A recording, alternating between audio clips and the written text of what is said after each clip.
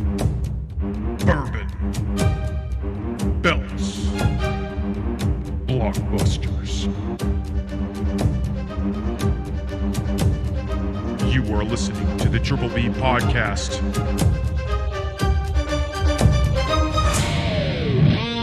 Let's fucking go. Welcome back to Bourbon Belts and Blockbusters. This is the Triple B Podcast. I said that backwards, but it don't matter. I'm Tim. I'm the charismatic Enigma Ryan.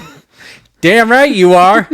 And this is the show where we talk about some bourbon, we talk about some wrestling, and we talk about movies, shows, blockbusters. And we got a jam-packed day full of everything stuff. Hell yeah. So let's get right into it, man. Let's do it. We have a bourbon cash in today. You can find that on our socials. I would highly recommend checking this one out. It will help to explain why I am dressed as such. Yes. And it should be a good one. It should be, it'll be posted. It'll be posted shortly today on Saturday. Yeah, I'm really excited about how this one turned out. So Yes. Tell us about what you got for us. I've mentioned him before on here. I follow on TikTok, One Big Pikey, and he does a lot of bourbon reviews and cocktail things and just all sorts of just fun, good content. Go check him out. He's great. But I saw one of his videos a few weeks ago. He had done Ben Holladay's soft red wheat bottled in bond, and I enjoyed his review of it and just his take on everything, and I wanted to bring that onto our show and get an idea of it. Something I've never had anything from Ben Holladay. Yeah, no, So it's brand new to me. It is aged 6 years in new charred oak barrels. It is 50 proof. It's 50%, so it's 100 proof. And it is Missouri straight bourbon whiskey. Hell yeah, man. So I'm excited to give her a go. Kind of cool thing on the bottle here. There's not like a blurb explaining any like flavor profile or anything like that. So we'll have to try to figure that one out on our own. Yeah. But it does have some other information. Just like it says, like it was distilled in spring of 2018. It says floor, and then there's like 7 numbers after it, and then it says percent underneath. And so you can kind of see that right there. Okay. I think it's like showing the distillation process and like the percentage that it's at across those things. So Nice. It says DSP Model 5 Rick House C, and then bottled in June of 2024. Awesome. So yeah, some good extra info on it. So let's give her a go. Cheers, brother. Cheers.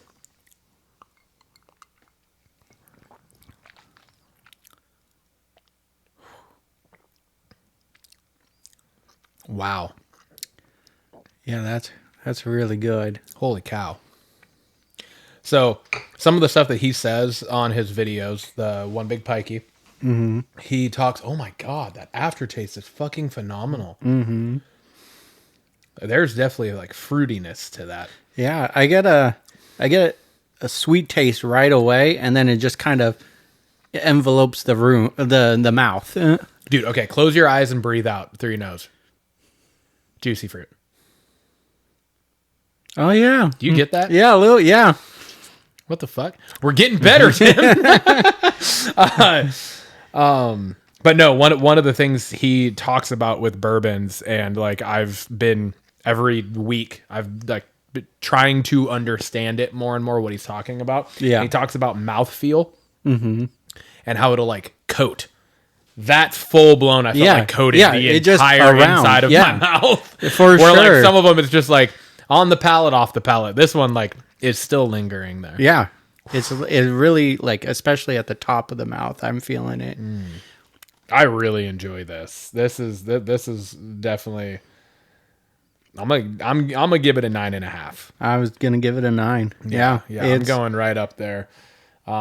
It's really, really good. Yes, it's really good. I like the sweeter bourbons, and this definitely has like a sweeter taste It for might sure. be dangerous that we're doing the podcast before watching Elimination Chamber today, as opposed to Royal Rumble. We did it after. Yeah. So we only had the one that drink one during the show. Yeah. But I'm here until probably 8 o'clock tonight, Tim. Yep.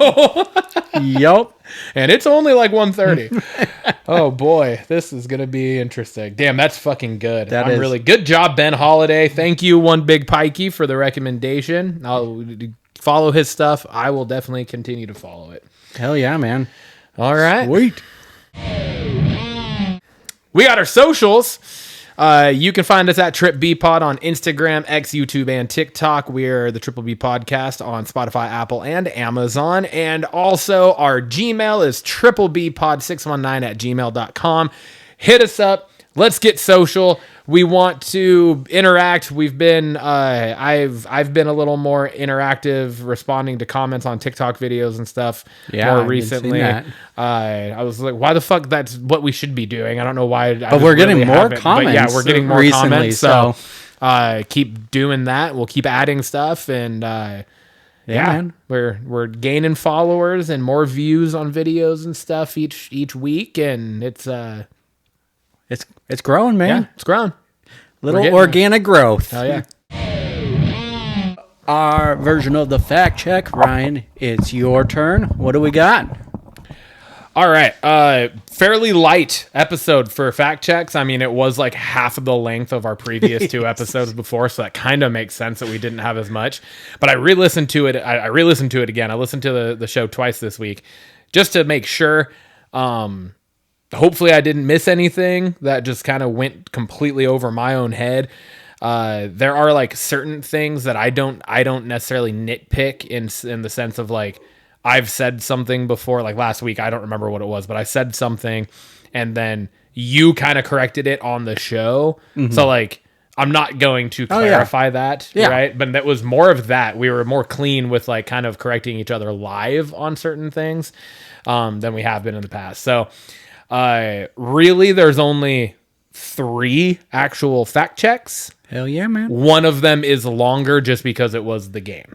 Oh, okay. And so I just went through each of the things, whether I was right or wrong on it. Gotcha. Okay. So, but I'm counting that as 1. It was just 9 things because that was what the game was.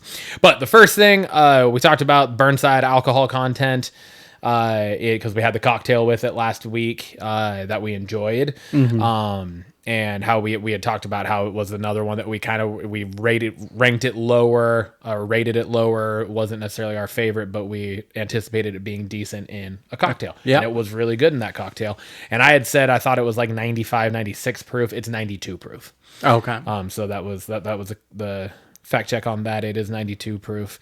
Another one which was hard to find was the Miz tag team. Oh yeah, situation. yeah. So official tag teams that are like in databases as like legit official tag teams were like they had actual runs, not just like randomly being teamed with on an episode of Raw, right? Yeah. Like just being thrown together. Like I wasn't multi-episodes. I'm talking like an actual like character arc type tag team run. The Miz has had 5 official. That's it. God, Yes. it feels like so much more. I didn't write down who they were, but it was John Morrison, R-Truth, Cena, because he won the tag titles with Cena. Oh yeah. Damian Sandow. Oh yeah, And Miz Truth. No, not Miz Truth. Big Show, the Miz Show. Yeah, Miz Show. Yeah. It was Mizdow. Mizdow. Yeah. Yeah. Mizdow, Awesome Truth, Miz Show, John Morrison and him. I don't remember a name for them. Yeah, I don't remember a team name for them either. Miz and Morrison. I think that was what it was. And then I don't know that him and Cena had an actual moniker. No, because I think they just kind of got forced together. Yeah, because the Miz was the WWE champion at the time too. Mm-hmm. So anyway, so he had 5. If him and Mello stick together for an extended period of time, that would be 6. If Mello don't Miz actually sticks. From everything I could find of like official tag teams, and the number I'm going to say for this character is just based on who he won titles with. Not even, there are a handful of other ones that he like did runs with. Okay. But Kane. Oh, yeah. Kane won the tag titles with 7 different partners. Damn. He won it with Taker, Daniel Bryan, X-Pac, Mankind, RVD, Big Show, and the Hurricane. I said, not to mention a handful of other tag partners he had, such as when he was fake Diesel. Yeah. And that Diesel and Razor Ramon, right? Yeah, like, true. He has had... Granted, he wasn't Kane at that point, so I guess maybe that doesn't technically count. I still, it's the same guy though. Same dude, yeah. But yeah, everything I could find, like on Reddit, everything I was seeing was popping up as Kane. Yeah. I didn't see anything or anybody that had more than him, except this one guy. But it was like he was like an older guy, and it was like counting like AWA and like all sorts of stuff, and it was like he like won the tag titles with like 10 different people. Gotcha. But it wasn't specifically WWE, and that's all I looked at it for. Kane makes sense though. Yeah. All right, and then moving into the game, this is quick. The game from last week, if you guys didn't catch it or didn't see our socials, was Tim showed me a picture of a movie studio, and then I decided to say a movie that came, like first movie that came to my mind type thing, trying to get it right for that studio. I actually didn't do bad. I went 6 for 3 on the game. I fudged one a little bit. But anyways, so I said for Paramount, Top Gun, that was right. Yep. Spider-Man, I said for Sony, that was also correct. I said Die Hard for Lionsgate, that was not correct. Okay. Die Hard is 20th Century. I said Rocky for MGM. You agreed with me thinking it was right. It is not. Okay. It was United Artists. It's not even like a known... Wow. This is according to Wikipedia. Yeah. But Wikipedia is usually pretty reliant. Yeah. I wouldn't like necessarily write like a master's thesis using information off of there, but for this type of thing, it's usually pretty solid. No, why would you use Wiki? That's what ChatGPT is for now. Jurassic Park is Paramount, so that puts me at Universal. Oh, yeah. Sorry. Yes, I was right, though, when I said that. I typed the wrong thing here. I said Jurassic for Universal. My bad. But yeah, so that put me at 3 and 2 there. Then this is the one that I was like, fuck me. I don't know how I fucked this up, but the picture of 20th Century Fox reminded me of the Warner Bros. Logo, and I said Batman. Yeah. And I know Batman is fucking Warner Bros., so it's super annoying to me that I fucking fucked that up.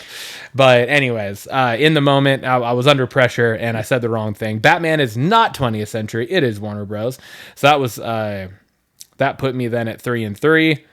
Captain America is Marvel. Yep. That was 4 and 3. Pinocchio is Disney. That was 5 and 3. And then Warner Bros. Popped up last and I said Batman. Yep. So yeah, I kind of fudged that one a little, but I know Batman is Warner Bros. So that I'm not counting that against me. So I went 6 and 3 for that in the game. And that's all I got for the fact check. Hell yeah, that's not bad at all. Well, that kicks us over to our wellness journey check-in number 15. Yeah, Holy man. Smokes, 15 check-ins. I know, dude. We've been doing it since like the beginning of August. Yeah. So give me some successes and challenges you had. Yeah, man. Successes were, over the course of these last 2 weeks, I made it either to the gym or I did some form of exercise at least the 3 days a week. I was able, actually, both weeks I did 4 days. Last week I was, like, not just this last week that just ended, but the week before, I was on my midwinter break. I was in Leavenworth for 3 of those days, or I guess 4 technically. We left Wednesday morning, came back Saturday afternoon, right? Mm-hmm. So gone for 4 days. I went to the gym Monday, Tuesday that week just to like make sure that I was going to at least get those 2 days in, because we were staying in a condo, the Airbnb, and I was like, I don't know what the layout is. I don't know what the weather's all going to be like over there. It was snowy and kind of slushy and icy and stuff. So I was like, I'm not really trying to go on a run. and there was nowhere to like necessarily work out that much. And honestly, too, I was kind of on a little mini vacation, so I was kind of relaxing and enjoying it. Me and Lindsay, like when we'd get Lainey down, we didn't have all of our normal household chores that we had to do. So like we just took advantage of literally just like hanging out together, spending time together, watching shows, playing games, and relaxing. Yeah. So I didn't do a whole lot in that regard of like going to the gym, but I was putting in a little over 13,000 steps a day because we were just going down and walking around town. My daughter doesn't nap in like a crib or a pack and play or anything very well for us. So it's usually like driving in a car or walking in a stroller. And so like we would put her in the stroller and we walk, she'd fall asleep and we would walk for an hour and a half or whatever while she napped. Plus on top of then just walking all over town in Leavenworth. That's what you do. Right. So I was still getting my activity in there. This week, I was still able to, I went Monday morning, I went Wednesday, I went on a run Thursday, and then I went yesterday morning as well to the gym. And challenges, I've been battling this leg. A couple weeks ago, I was dealing with whatever the fuck thigh thing I had going on, which I think was somehow just like a deep bruise or something that I was battling. It hurt like a bitch. Now I have like a groin hip flexor thing, quad. I'm not exactly fully sure what it all is. Maybe correcting to one side and maybe I don't know. I don't know. And so I tweaked it right before we went to Leavenworth, trying to get one of my damn dogs out of our house. Like they're out in the garage and I was trying to mop inside and I was carrying some stuff in so my arms were full and he like 3 fucking times just it's Manny just fucking barreled through my goddamn legs. Trying to almost knock shit out. Lindsay's putting Lainey down, so I'm trying to be quiet. Get him out the second time, and then the third time he tries it again, and I pinned him in between like my leg and the gate. In between our, the garage and the kitchen there. And I'm like, Manny, get the fuck back, knock it off. And I like, to kind of lift my foot, and I put my foot just kind of on his chest, and I was just trying to scooch him back out into the garage. And just doing that, I like tweaked it, whatever it was. And so felt it that night or whatever. Didn't feel good, hurt. But then I didn't notice or think of it or anything the entire time I was in Leavenworth that whole weekend into at the gym Monday morning. And I like did a roundhouse kick or something. And I was just like, ow, that fucking is sensitive. I was like, what the hell? So then that was bothering me all fucking week. And so just trying to figure out, I was just like, I'm going to not do some things. I'm not going to go as hard. I didn't work out at my house at all this week. I got the ice bath set up. I've been ice bathing in sauna like at least every other night, if not, multiple nights in a row. So I've been trying to do some things, right? Good. Then on the other side of nutrition, on the other side of it with the nutrition stuff, I've been a little loosey-goosey. Just because we were on a little mini vacay and all that whatnot. Once this week I got back on track fine. And so on Sunday last week, I weighed myself and I was like, what the fuck? Because it weighed me at like 228, which was almost 7 pounds heavier than the last check-in that we did. And I was just like, what the fucking A? And I was like, okay, that can't actually be accurate. I was like, no matter how I fucking ate in Leavenworth, I didn't gain 7 pounds in 3 days. Like, I was like, that would be fucking insane. And I was just like, I'm going to chalk it up to how I did eat while we were there, not being hydrated, so I'm retaining water. There's all sorts of stuff. And then I waited a couple days. I'd gone to the gym, got back on track with my eating and my water intake and everything. And I weighed myself again, and it weighed me like 224. And I was like, okay, that's better. I was like, if it's like a 2.5 pound, I'm fine with that. Whatever. I'm good. Then I weighed myself yesterday morning, and I was 221.3, which is a half pound down from the last time we fucking did it. So I was like, let's fucking go. I was stoked with all of the shit. There was a lot of stuff that was just kind of going against me in terms of this, not in life in general, like it's like just in terms of this weighing in every 2 weeks. And I was like, fuck, I'm probably going to fluctuate up a little bit. And I was like, you know what? I'm okay with it. But I was like, I lost half a pound and I'm fucking cool with that for sure, given the circumstances. So, yeah, man. Let's go. What about you? Hell yeah, dude.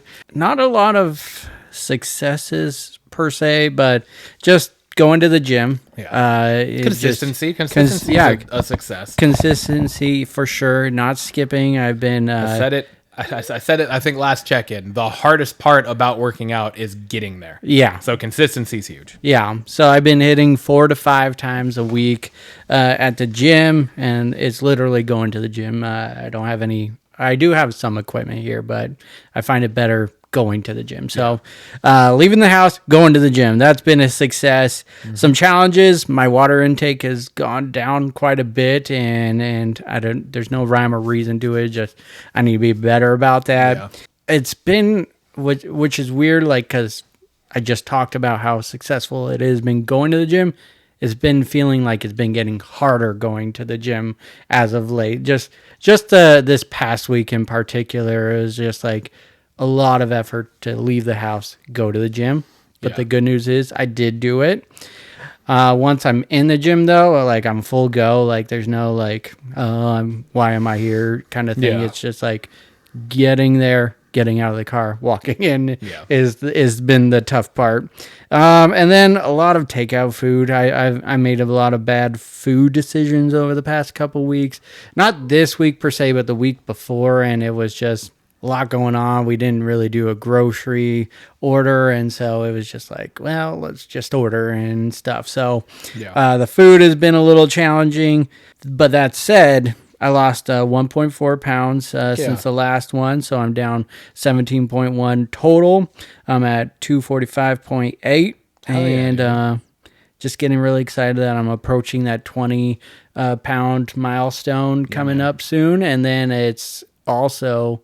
I'm approaching the milestone of being the lightest I've been since meeting Haley, and then when we started hanging out back in 2020. So, it's just, it's coming. It's coming. So I was at like 238.9 was what I was when we started hanging out more regularly again back in 2020. So I was probably like because that was like the quarantine summer, right? So all I was doing was running and working out and then playing video games. So I got down, I think, over that summer to about 217 was the lowest I got.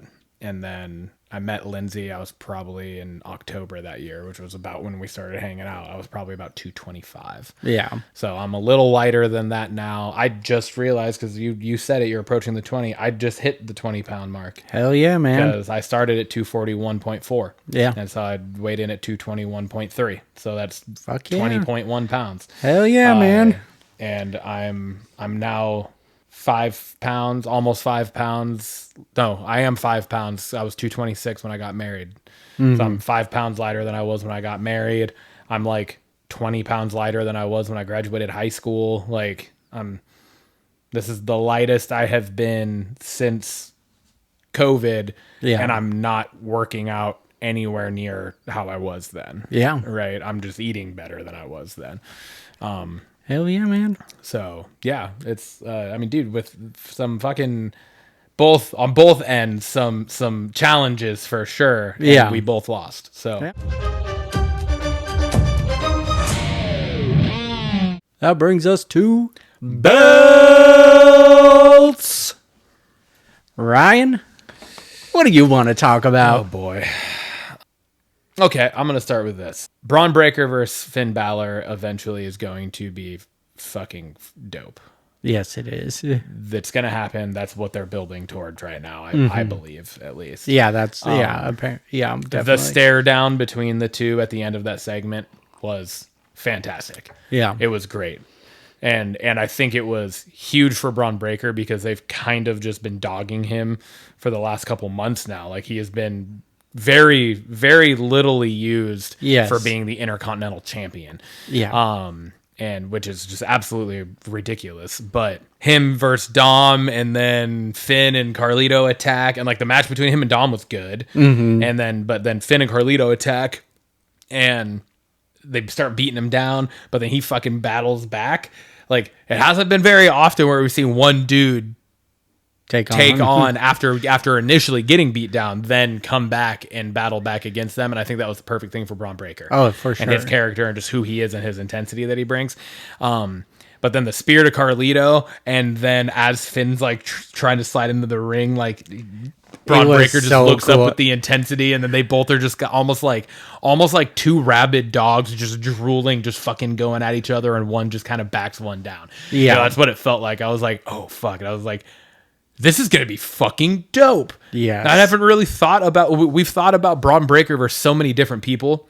Him versus Finn hasn't crossed my mind. No, it hasn't even crossed Finn my mind. hasn't been used in any good way, in any way, shape, or form over the last year and a half now, almost. Yeah.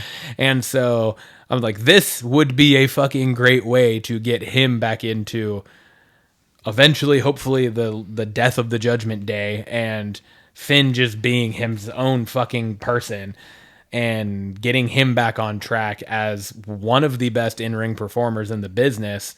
Yeah. Going for the IC. Yeah. Like that would be perfect. So that match, what I'm banking on it, is going to happen eventually. Is going to be fucking phenomenal. I could see that being a WrestleMania. I could see that match. for sure. I love it.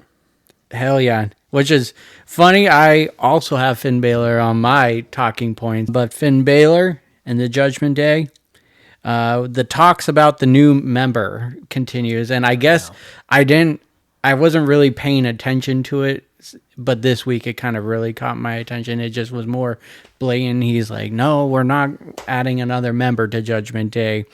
And it gets me thinking, I think they will add another member, and could it be Aleister Black? Malachi Black is no longer with AEW, and the big talks is that he's I always really liked him too. Yeah. And his character in AEW is fucking dope. Just why he hasn't, it's writing. Yeah. A lot of it is like how his character doesn't stick.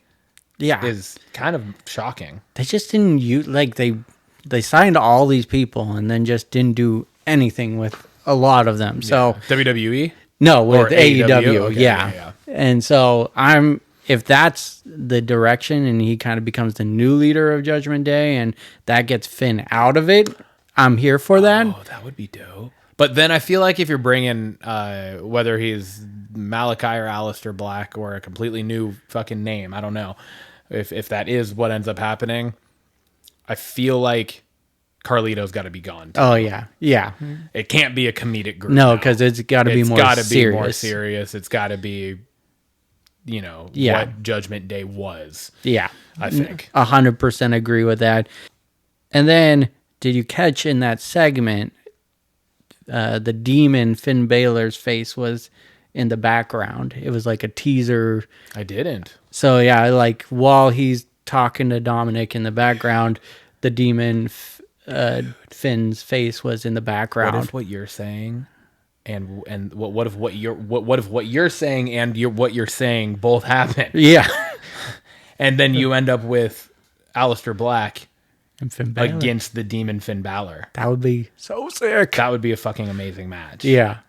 That would be fucking dope. So that would be, what a fucking cool way to get the demon back too. To have Judgment Day turn on Finn and just fucking destroy him with this new leader. Yeah. Right?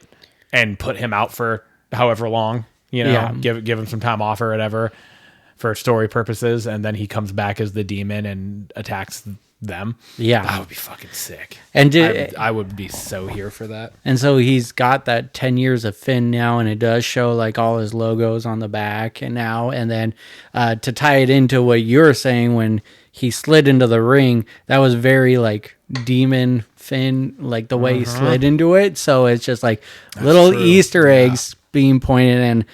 I love Finn Balor. He's one of my favorites. And if that gets him solo, if that gets him solo and back on a better trajectory, then I'm here for it, because I love Finn. Yeah. Yeah. All right, man. What do you got? I'm moving. I didn't have, like I said, I didn't have a whole lot. I had more from, oddly enough, I had more from SmackDown than I did from Raw with how bad the show was on SmackDown. But two of them are kind of just like quips, I guess. But anyways, I'm jumping to the Raw main event. I said that the Raw main event was actually a banger. It was. And I said I'm happy that they took the belts off Naomi and Bianca. See, I was not happy the way it happened. I'm not happy with the way it happened. I would have hoped that there would have been a tie-in to Jade, like we talked about. That would have been the perfect time to do that. So now it's going to feel weird whenever that does happen, that the titles aren't even involved now. Yeah. Right? Like that is going to be awkward and that not necessarily make the most sense. But I'm just happy that the titles are off of Jade and Bianca. Or, Naomi and Bianca, because it was just getting to that point where it's like, they're both in the fucking Elimination Chamber. Yeah.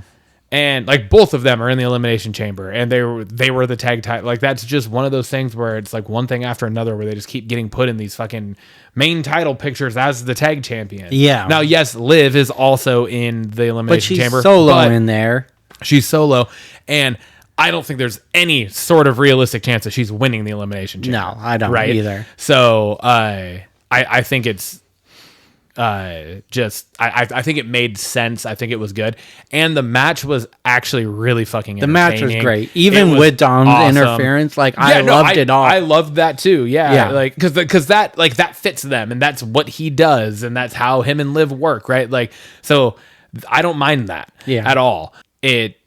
Just the back and forths and the like how close they let some of those counts get to 3 before the breakups actually happen was awesome. It felt old school. It felt more like it was actually like not predictable, right? 100%. And like when you have Naomi in the ring and the crowd's chanting, "This is awesome," and "Holy shit," like the crowd does for Seth Rollins and CM Punk and Sami Zayn and Orton, like all of those big name people, it would, it was a good fucking segment. Yeah. Because Naomi is in no way, shape, or form, and this is not just me saying this is factual. She is not in the same stratosphere as any of those names I just mentioned. So when she's able to be a part of a match, whether it was her doing the things or not that were leading to those, still, it was really good. Yeah.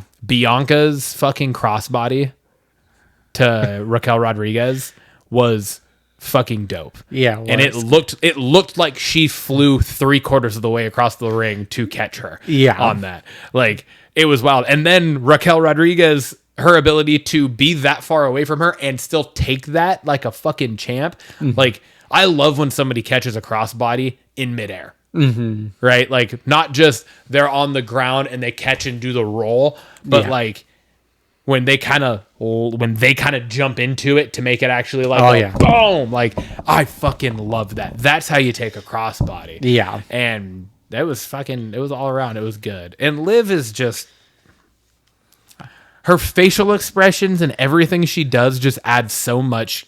We've talked about that before, how I think there's only one person maybe in the business that I can think of that tells more story with their facial expressions than Liv, and it's Paul Heyman. Yeah. Right? But Liv is just everything that happens, she just has this fucking horrible, just fucking tortured look on her face. She can sell so anything. It's so like good. It's just she can take a bump, sell it like no other. Yeah. And that even was the truth on SmackDown's six-pack women's challenge match. But I agree with you. Fuck, that's what the crossbody was on. Yeah. I think the crossbody was last night on SmackDown. Yeah, you're right. But nonetheless, though, it doesn't take anything away from that match. Not at all. And I honestly kind of blended those together in my mind, I think. I mean, but even that match last night wasn't bad. No. It wasn't as good as Monday's main event. Roxanne Perez's pop rocks at the end is so fucking good. That was so beautiful. I almost put that down as a talking point. It was just the fact that pop rocks is a fucking dope move. It really is. All it is sunset. And then Alexa Bliss follows it up with that Abigail DDT. And she fucking hits that so nice too. It was so good. It was just, oh my god. And fucking, oh goddamn, so many names. Roxanne Perez. Roxanne Perez fucking sold that Sister Abigail Abigail did. so nice too. Like, Yeah. Oh my god. Yeah, it was dope. I was waiting the whole time for Jade to come out or some video know. to pop Something, up. I Just know. I want the Jade mystery to be over, and I thought it was a perfect way to tie it into that match. Yeah. And for them to lose the tag titles. Yeah. The only way I can see it kind of, and it won't be as good as that, but I could be like, a rift starts because Jade comes back and goes, man, I didn't lose the tag title, and it was you that lost it, and Yeah, then it just true, starts that train.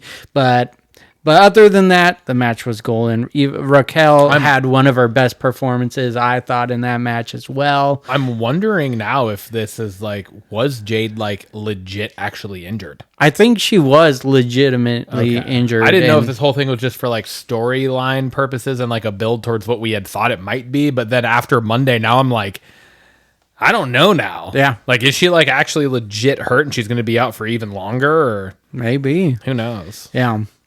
All right, I'm sticking with Raw. New Day heel turn feels like it's finally taking off. That their new music, Yeah. just their attitude in that match, everything worked for me. This actually felt like because we talked about it. We had the great promo to start it off, and that following week, just come out to booze and then leave was great, and then it just quickly fell off.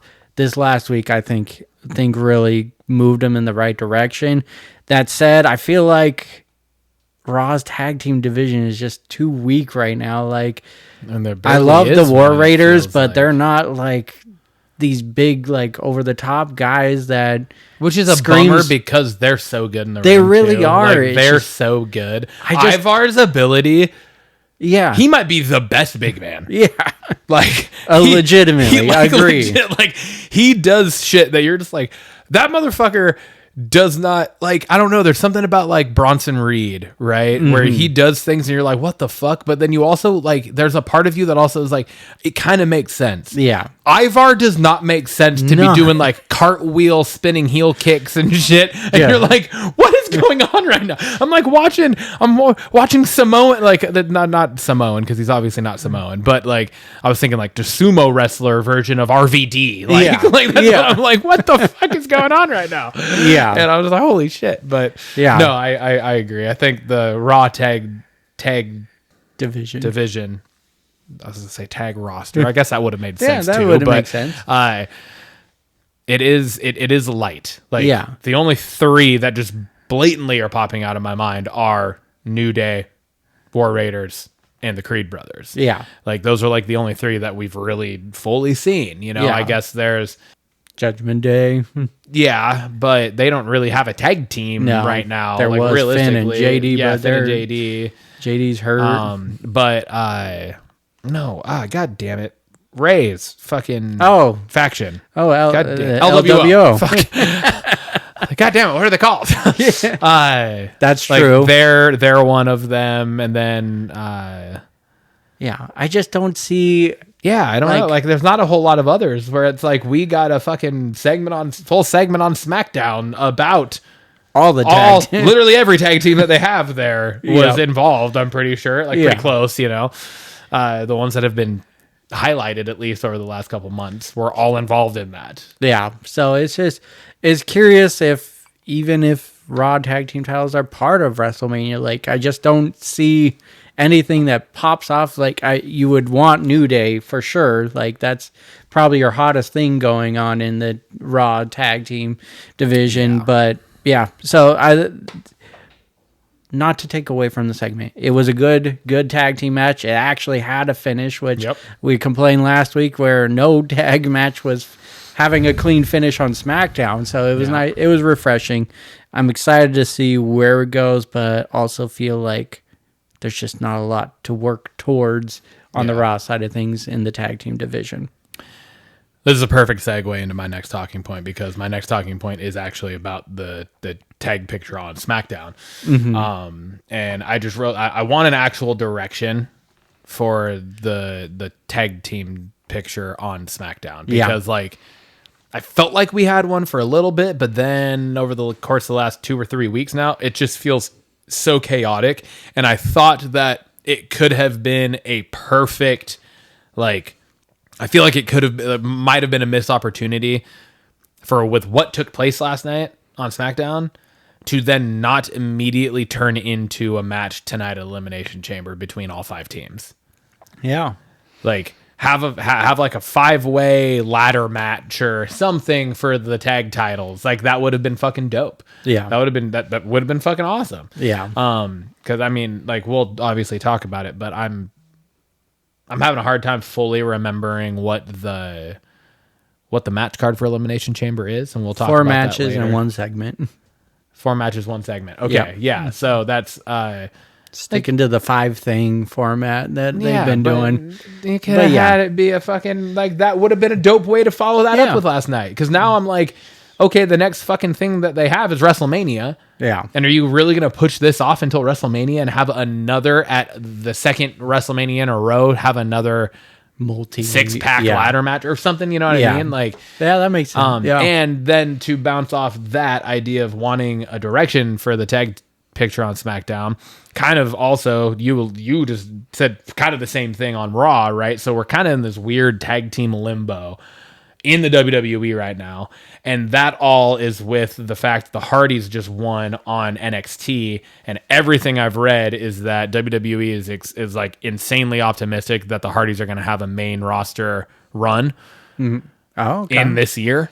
Oh, really? So I'm wondering if like does that happen at WrestleMania potentially?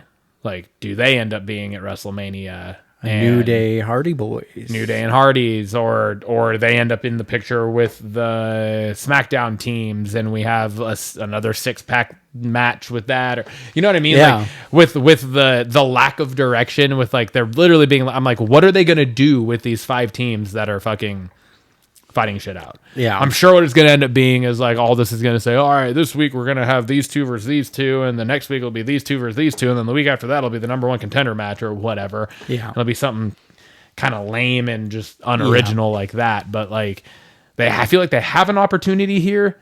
Yeah. And if they don't do what I just said, the basic way, like what do you think would be a cool way for them to go about it on SmackDown? I really don't know, because it's just like you do want to see that multi-man match just because all of those teams are great, but you want to do it while it's hot and dragging it out because we're in March and we're not having WrestleMania until April 19th, 20th. Yeah. You know, so it's... I mean, today's March 1st, so you're talking 6-7 weeks. Yeah. Now. Yeah, exactly. That's a long time to keep building it. Yeah. They can do it if it's done right, but that's a long time to keep pushing what we've already started complaining about, right? Mm-hmm. So, yeah, I think what you said it probably makes the most sense, though. Yeah. I got the U.S. number one contendership championship thing got going on SmackDown. 4-match tournament that they had last night. I'm very confused. I thought LA Knight was already the number 1 contender. He was already mixed in with Shinsuke. There was a few things that was confusing about this whole thing last night, and it happened, I think it happened on Raw, and it happened on SmackDown, or it happened back-to-back SmackDowns. I can't remember. But sorry, I just kind of hijacked your fucking talking point. I apologize. Keep saying what you were saying, and I'll come back to what I'm saying. Don't forget it. I won't forget it. Okay, but again, like I said, I thought LA Knight was already in line to face Nakamura. So then, why have him win it all? It just, I don't know. It was just a weird last minute thing I think they put together, and then I think that Knight should have been in the chamber and Priest should have been in that role for the U.S. tourney thing going on last night. Knight is so Jacob over. Should have been in the chamber. It's just, you got 2 really hot guys right now and you're not putting them in the chamber. They can still take a loss. Like maybe not Jacob as much as Knight, but he's so over. And like, if you're just going to keep doing Nakamura Knight, like, why take the title off of Knight in the first place? Yeah. You know, and like, I get not having Jacob in the chamber. Yeah. Because in order for him to be in the chamber and not win the chamber, because he's not winning the chamber. Yeah. he's gonna have He to has take to a take pin, a loss, and they he don't want has- him to do that. I get that. Yeah. Totally understand that. However, there is also another opportunity there that I've thought about that could have been dope, fed into his fucking just kind of psychotic in-ring character, and kept him clean and protected him, which would have been somehow attacking somebody as they were leaving the chamber. Mm-hmm. You know what I mean? Like, Yeah. he doesn't get pinned. He just removes himself so he can just beat somebody down and start a feud. Yeah. That would have been that would have been a solid way to go about something. Yeah. But, yeah. Yeah, and so I did love Mello squeaking by with Eddie tactics. That was dope. It was a quick way to not liked have a that. match, but Yeah. have the right person win. Because I was gonna say, if he takes another loss to Braun Strowman, I know. was just gonna be pissed. I missed when they were like announcing the tournament. I missed who Mello was facing. Okay. So I didn't even know. I was just like, I'll find out when he comes out. And then he comes out and it's Braun. And I was like, what the fuck? Why are we doing this again? It's fucking David versus Goliath. Yeah. Come on. And then it ended that way. And I was like, okay, I was okay with that. Yeah. I was good with that. I liked, like you said, the Eddie tactics, like Yeah. straight homage to Eddie there. Yeah.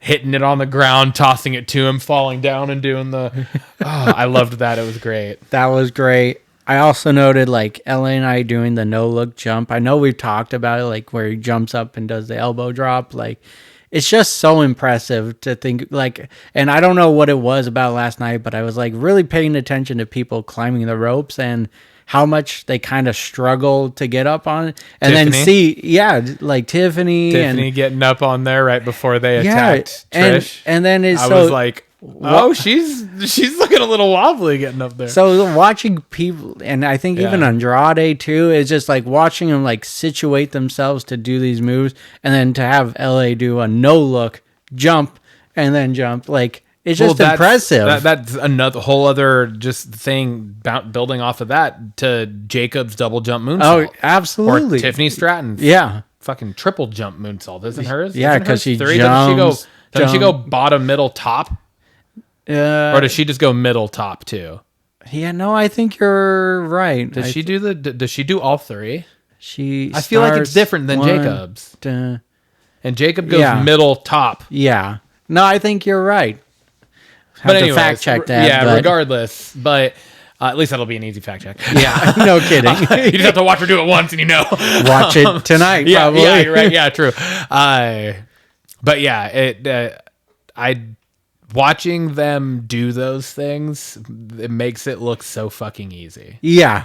Right. But then when you start to Like- nitpick's not the right word, but when you're like really When you're dialed in just and just watching it, focusing yeah. to just be like, how easy is this? And then you're like watching them because even when LA Knight did the no look double jump up for the elbow Yeah. drop that Mello dodged, Yeah. it was wobbly as fuck. Mm-hmm. Like I don't know if you noticed Yeah. that, but No, like yeah. LA Knight hit the top rope and his legs were like this. Like it was like, ooh. Yeah. I was like, oh fuck. He did not think he cleanly got that. He thought he was falling, I think. Yeah. But then the fact that happening and he wobbled that much and then he still was able to jump off, land over and roll out of it and just continue it flawlessly it's just so impressive. Yeah. And again, LA Knight is not a dude that you expect to be doing that type No. of thing. Like No, he's he's built just like like- Stone Cold. Yeah. Like he's kind of a perfect combination of like Stone Cold and The Rock. Oh, for sure. I feel like, right? Like Yeah. he's not built to, or he doesn't look like he would be built to be doing that type of thing. Same as Jacob doing the fucking Yeah, most of the definitely. shit he does. It's like it's just so impressive. So Yeah. And then last interesting point is like, did you catch Solo held Tama back from coming out with Jacob in the triple threat match? he held him back. It was kind of like he kind of held him back before coming out for the triple threat match. Like when they had the little segment of the three of them talking backstage. yeah. When I didn't see him put his arm across him. I'm pretty sure he did. Yeah. I saw him like while they were talking, he like touched Tama, and I was paying attention because Tama like looked down at where he touched him, and then he was just like staring at that spot the whole time after. I didn't notice, but I'm not saying it didn't happen. I just didn't see that. So Yeah. But I I mean, didn't catch it. just a little interesting tidbit there. Obviously, what we think is going to happen is Solo Jacob blow out on this. But well, and that's another piece. Sorry, I'm kind of cutting you off because this is going back to what I started to hijack it in the very beginning, and this is exactly what it was about. It was literally advertised as Solo versus Andrade, and then it was immediate. It was the second Aldis was no longer on the screen. It cut to Solo, Jacob, and Tama in the back, and Solo saying that Jacob's going to do it. Yeah, Why even have that as in there? Why even have that be a part of it? That conversation wasn't adding anything to the storyline between them. It's just like, then just have it be fucking. But why is Solo not in this? Yeah, Solo should be the one that's in this for the IC. Yeah, I didn't quite get that either. It just made no sense, and that's the thing where I'm saying, like, it was either something like that happened on Raw or SmackDown where it was a similar thing to where, like, something was announced and then it was, like, immediately changed, and it had to. I want to say it was last SmackDown. It was SmackDown. It was the women's women's match. That was its own thing. Oh, okay, what I'm talking about was it was something very similar to what happened last night, but I cannot remember what it was. Okay. And I swear to God, it had to do with Solo and Jacob and them again. But it was like another, it's like something else. Like one of them was supposed to be in something, and then all of a sudden they were just like changed, and it was the other person was in the match or whatever. And it's just like, it's just weird. Yeah. Like, how are they the ones making this decision? How is Solo the one making the decision that he's having Jacob go and have this match instead of him? That all this he doesn't have power anymore. Literally just announced. It was 4 seconds before we found out that, Solo's in the IC thing. And originally I was like, okay, cool, that makes sense. Yeah. And then it ended up being Jacob, and I'm like, this makes no sense. Yeah.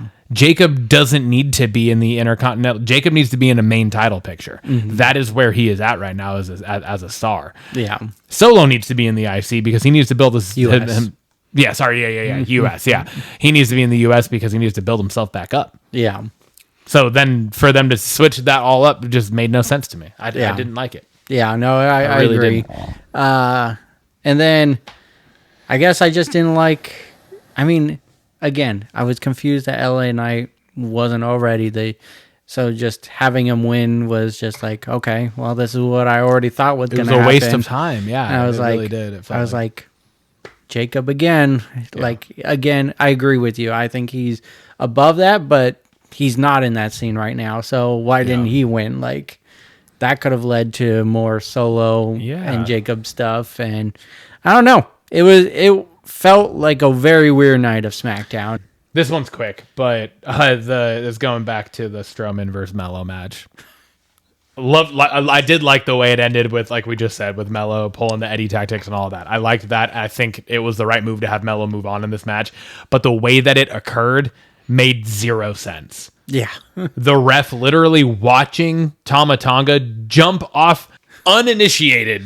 He just runs and jumps off the apron straight onto Braun Strowman. Strowman catches him and throws him over the announce table. That's DQ right there. He attacked him, and because he caught him doesn't mean right there.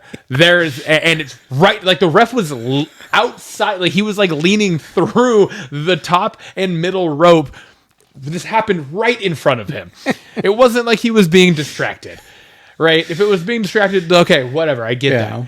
But he was talking to the fucking like ring, like the bell keeper person, like that whole area. Like he's talking to them, and it happened right in front of him. Yeah. He watches him jump. He lands on Strowman. DQ. That should be DQ right there.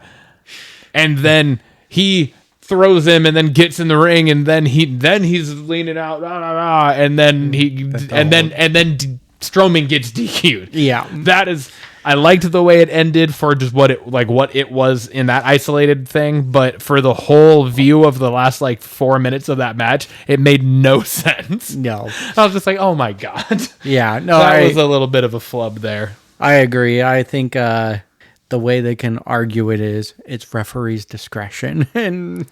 But yes, no, I agree with you. I agree with you. Fire that referee then. He did a terrible job. His discretion. Yeah. Poor judge of character. Next thing I want to talk about is just the build up to the men's elimination chamber. You got Logan Paul doing ultimate heel things, getting just trying to speak a word, gets the boos and whatnot. You got Punk getting slapped in the face and saying, "Once I get my hands on you, you'll understand why they chant my name." I thought that was a really cool line from Raw. Yeah. The best part of everything was Drew cutting off the Cena like promo video, like and going, "That's enough of that," and just going on Drew heel ways. I just thought Drew has been a masterclass since blaming everyone for everything, but him chiming in after Priest would say something was just so childish but so hilarious at the same time. Mm-hmm. But that's his character right now, is very childish. Yes. But he's like a childish bully. Yeah. Right? Like it's and it works for him, and he's very good in that role. Yeah. It's a very star-studded elimination chamber for the men's side of things, but where's Cena? Like, that's just like he's announcing himself and that's it, and then he shows up for elimination chamber. I mean, he earned, like, I get it, and I'm here for it, but at least come on SmackDown, the go home show. He should have, because he's there. Yeah, that's the thing. I think that's the thing that made me the most angry about that was. He's there. Yeah. He is in Toronto. It's not like he's flying in right now, getting ready to be in the chamber, right? Yeah. Like, he was there. And so I felt that whole segment was awesome up until the point that Logan Paul came out to Cena's music. And then it just went for me. It got super clunky after that. Logan Paul was kind of exposed. Yeah. There. Yes. He is in no way, shape, or form on the level of the other four. No. Like, Priest held his own on the mic in that he was entertaining. Yeah. And he's the one that we've been saying is like the oddest one out in this entire situation. Mm-hmm. But Logan Paul on the mic was, and he's usually been decent on the mic. Yeah, I would agree. But last night it was just like, after having what we got, that's why when Cena's music hit, I was like, okay, cool. We're going to get like Cena now fucking working the mic. Yeah. And he's arguably the best to ever fucking do that. And so I was like, this is going to be good. And then Logan Paul came out to it. And as soon as that happened, I was like, well, fuck, Cena's not here. Like, Cena's not coming out. Yeah. And then we got Logan to finish it. Yeah. Logan should have come out after Drew. Oh, yeah. That's how I feel. Like, Logan should have, like, it should have been Drew. It should have been that same, because I loved that too. Yeah. But then had Logan come out, and then had Priest and Punk come out and just destroy them. Yeah. Right? Like, have Punk come out. If Cena's not coming out, have Punk come out last and destroy everybody. Yeah. And Seth too. Yeah. But yeah, no, like, I don't know. I was really turned off with the way that segment ended, which is a bummer because it started so hot. Yeah. And then that happened, and I was just like, fuck, that just felt so stupid. Yeah, it got very clunky once he came out. But that said, he did fool me. I was like, Cena's coming out. Yeah, like, I did too. I was like, all right, cool, this is gonna be sweet. He got me. And then then that's the point where it wasn't like a good fooling. Yeah. That's the thing. Like, if he would have come out and then spit a fucking badass promo, then it would have been like, all right, yeah, I'm here for it. Yeah. But it was it wasn't. It was a bad promo. No, agreed. It was not good. And so that's where I'm like, fuck, man, that sucks. And that just added to a very lackluster fucking show. Yeah. It was just like, oh. All things said, though, it's kind of similar to Royal Rumble. I have no clue. Like, I know who I want to win, but I don't know who's going to win this Elimination Chamber. I know it's not going to be Paul, and I know it's not going to be Priest. I think I know who's going to win. Well, we'll talk about that later. Yeah, we'll talk about that on another episode. All right. My last thing, and at this point, I feel like it might be the same thing that we're going to talk about. Be the same Sammy thing. and KO. No, it's not the same. Nope. Are you talking Rock and Cody again? Yep. Oh, okay. That whole segment meant nothing to me last night. So that was like the worst part of SmackDown for me. Okay. Was The Rock's fucking on the tarmac, fucking talking through what sounded like an iPhone 4 fucking speaker. Like, I was just like, what is this? What is this fucking production value that we're doing? Like, this. Anyway, sorry. We'll get to it. Yeah, we'll get to it. I'll rip it apart when it's your last talking point. Fuck you. I said Sammy and KO feels real. Oh, yeah. Yeah. Like not that it hadn't before or that is news, but it just they might be the best rivalry in the history of fucking wrestling. Yeah, it's like up there with like The Rock, Stone Cold, but The Triple Rock and H, Stone Cold never felt this personal. No, agreed. You know what I mean? Like, there's only a handful that have actually felt this personal.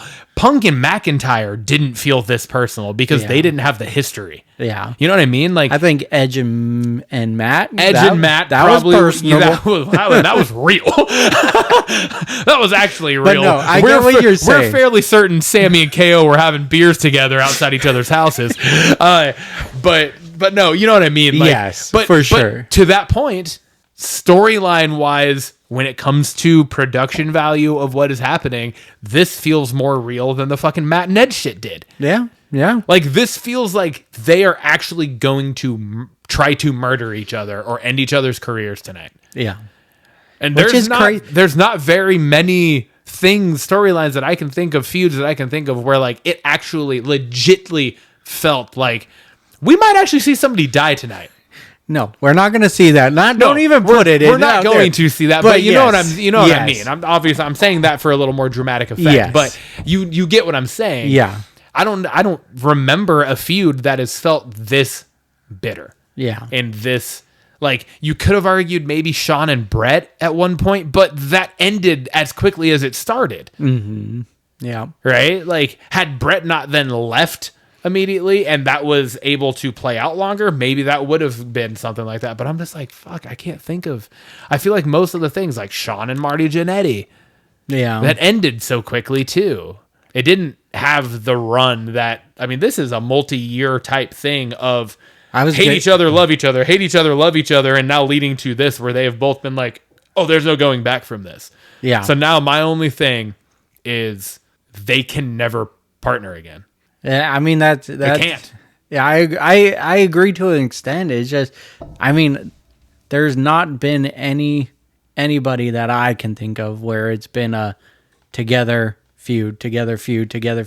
Oh my God. And for how long they've been able to do this, like since Ring of Honor days and everything, is just, and it still feels fresh. Yeah. Which is I feel like a class of its own. The closest might be, I don't know, the fucking Hardys. Matt turning on Jeff. But that was like one time, maybe two times. It's happened a couple. It's definitely happened a couple. Because they've definitely been partners and then broken up as partners and then been partners multiple times over their almost... Yeah. Well, what now is probably 30-year career, right? Yeah, over 30 years. So... Yeah. But it's not the same thing. No. That's what I'm saying. Yeah. It's like that's like it might be the closest. I was thinking like Miz and R-Truth, but that's only, I think Miz has only attacked R-Truth to end it twice now. Yeah. Right? Like they had their initial run, then that happened, and then they got back together just recently, and then he ended that. So this is, I don't know. Yeah. No, I agree with you. I think this feud is great. I think just the way they built it up has been amazing. And then, all right. Anyways, yeah, what's your final thing? My final thing is Cody's decision. I said I liked it last week. I know you've been like, or it's not really that you're upset about Cody having to sell his soul, no, but I'm just like, what I still am like, what does I want your soul mean? Like, what does becoming the Rock's champion mean when we haven't seen The Rock since Bad Blood? Before that, we hadn't really seen him since the Monday after WrestleMania. Mm-hmm. Yeah. You know what I mean? Like, that's when I'm like, there's so much confusion and unknown of like, now all of a sudden The Rock's here with all these things and he can make all these dreams, but you're never fucking here. What does that mean? If he becomes your champion, you need to be here more often to be a part of it. You need to be the Vince McMahon fucking... Triple H was the authority, the corporation. Yeah. Right? You like, that's the character you then need to be. You need to be here more often, and he can't commit to that. So that's where I'm like, it just doesn't make sense. Yeah. To me. Yeah. Like, to just have this end up being an angle to lead up to WrestleMania is annoying to me. Well, that said, I do like it, and I think this week has me even more invested. I thought it was a little drawn out, but, it's got to lead to what happens tonight at Elimination Chamber. But I think some of the best storylines in wrestling have to do with the authority, with the corporation, where you have this lingering authority, and it's going against the big good guy. The potential of Cody saying no, and then someone else filling into that role, kind of like you said last week with Cena being that person or something. I'm all here for that, and I think even Punk could fill that role as well. Like, it could go any way, and I think that part of it is just the exciting part, is a potential big good guy going heel against Cody, who's the ultimate good guy right now. So yeah, and I think I 100% agree with you if the seeds for this would have been planted earlier. I agree with you on that part. This feels like it just literally came out of nowhere to just have a fifth thing to have tonight at Elimination Chamber. Yeah, no, I agree with you, and I have that written down as just it should have happened sooner. Yeah. And been able to actually add story to this and really like draw it out in a good way. Yeah. And have The Rock actually fucking be there more than one time live and once on a fucking absolutely terrible video promo. Oh yeah, I mean it was so bad, quality, yeah. man. Like what are we doing? Like, you don't actually have to film him outside of a running airplane. Yeah. Like, that was not, like, just fucking have him film it in the car on his way to the airport. Yeah. It would have had more fucking, like, more pull to it. Yeah. I don't know. I'm just...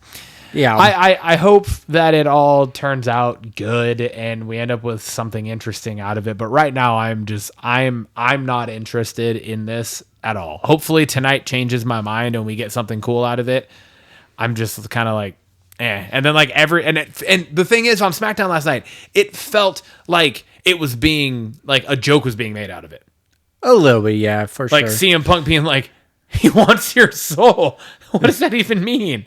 Like, it's just like, it just doesn't feel serious. There's nothing. It doesn't have the same effect that the corporation or that the authority had. But I think it gives it a different take on it versus just the same old. Because Authority was basically a rehash of the corporation. But, yeah, and I agree with you on that. But also at the same time, like, is not serious the look you want to be having with arguably your greatest character of all time in The Rock and the face of the fucking company right now in Cody Rhodes? Not being taken seriously, because that's exactly what ended up happening with CM Punk last night and R-Truth. Yeah, backstage, like there was way too much like ho ho ho ho hardy har har type things going on for the seriousness and the tone that this is attempted to set for how serious of a decision this is for Cody to make, and then you have R-Truth behind him eating fucking crab cakes, and you have CM Punk making jokes about it back, like, you know what I mean? There's so many things about this that is rubbing me the wrong way that it's making it really difficult for me to. I would disagree with, like, yes, it did have the jokes, but I would say that you had Seth also going, I made these mistakes. I don't want this. Same for you. That was serious. No, like on Drew Raw, McIntyre it was great. Last night too was like, you've already sold your soul, but his take on it was also serious. So then, yeah, you kind of got like an angel devil on your shoulder situation going on. What I would argue with about Drew is Drew's character right now is not that serious. Yes, yeah. You know what I mean? Like, yeah. Like he's trying to be, but he's not. You know what I mean? Like in not trying to be, he is. You know what I mean? Like, that's kind of how his character is right now, where it's like he's trying to be serious, but that's the gift of his character, is the fact that he's kind of a caricature of himself, and that's why he's so good in that role. So I would argue that in and of itself is leaning more towards what I'm saying with that. Like, I feel like we've had one serious promo about this entire situation since, and it was Seth, and that was awesome. I really enjoyed that. Yeah. But then they followed it up. That should have been last night. Yeah. You know, like that should have been the promo that led into Elimination Chamber when this decision is actually being made or whatever the fuck's going to happen. Yeah. But what we got was that happened on Monday, and then 5 days later, and that's a long fucking time. That's the thing. Like, I don't take that many notes during Raw because I want to make sure that I watch SmackDown before I write fucking 14 things down. And then I'm sitting there watching SmackDown last night, and I'm like, this was such a lackluster week of wrestling that I was like, I can't fucking remember what happened on Raw. You know what I mean? Like, it was just those types of things. Like, neither of us even put that fucking promo from Seth on our talking points. Yeah. Well, I have it on here. It's part of the Cody's decision thing. Okay. Yeah. But still, it's just... Yeah. That should have been how last night was. If you're gonna have the funny things, like have that shit be on Raw. Yeah, and then close out with a series. I agree. And with also, that. Why did we even get the Seth and Cody promo on Raw when Seth was on SmackDown last night? Yeah. Like, well, that was the only reason Cody was there, for Seth to come out and talk to him. Yeah. Yeah. So then it doesn't make any sense that then Seth's on SmackDown last night. You could have got the same fucking thing. Yeah. Like, I don't know. Yeah. Sorry. That's it. That said, what else do you have? Punk saying, take the offer and turn it sideways and stick it up the part-time Hollywood candy ass. Was just beautiful. Like, it's just, Punk has no filter. And I liked that for Punk's character because that's who Punk is. Yeah. And I liked that for sure. Yeah. That brings us to the banger of the week. What do you got? No hesitation at all. It's the BFT out of nowhere. Okay, the BFT out of nowhere. That was fucking awesome. There's only a handful of moves realistically that can be hit in that scenario. The sweet chin music, the RKO. Yeah. You know, like, you never saw Stone Cold catch somebody out of a springboard for a stunner. No. You know, because like the amount of moves that can be hit that clean out of nowhere like that are not like, the list is not that long. No. And I agree. the BFT was not one that I had on my bingo card to be able to hit out of nowhere, dude. And so for him to hit it, the first time we've ever seen him hit it like that. Yeah, out of nowhere. Not standing. Yeah. Like, not with the setup into it. It makes 100% sense that it was Carmelo. Yeah. That took it. Yeah. Because he is so fucking good. I love Melo. He is so fucking good, dude. He don't miss. His fucking springboard reverse fucking DDT is so good. But him taking that move, like that, the only way that move worked was him selling it and springboarding into the right place and all of it. Yeah. So for him, but for at the same time, LA Knight to hit it as clean as he did, I was like, what the fuck? That was dope. Because it felt like an RKO on Evan Bourne or the sweet chin on Shelton Benjamin. It was the exact same stratosphere and the same level of shock. Yeah. To see him hit that. And I was just like, fuck yes. That was the only moment of the week where I literally like sat up. I was like, what the fuck? That was dope. Yeah. So. I got Andrade versus Jacob. Andrade is just so good, and paired with Jacob, this was an instant classic. Imagine if there was a storyline built into it. I know there was a tourney storyline built into it, but still, just imagine if there was just more behind it. How good that would have paid off. I think Andrade is main event caliber, just needs a mouthpiece, and I don't know who that manager would be for him. I know Zelina used to be, but I think he needs something more than Zelina right now. But he is just, every time he's in the ring, it's just so good. And the crowd was chanting, "This is awesome," within a minute of the match. Yeah. Like, that's the match when you know it's a classic. The match was fucking awesome. Because it was awesome. So that is my banger of the week. And before we fully move on, and I'll make this quick for time's sake, but we kind of shit on SmackDown, but the matches, 4 of the matches on SmackDown were okay. 3 of the matches on SmackDown were legit. Mm-hmm. Yeah. Andrade and Jacob, like you just said, LA Knight and Escobar was a good match. and then the triple threat at the end were fucking bangers. Like all three of those matches were good. And then like the fucking, even the Mello and Braun Strowman, it set up stories. It did, it did. Like, I won't be surprised if we get fucking Braun versus Solo or Tama or Jacob or whatever in the future. Yeah. Because of what that led to.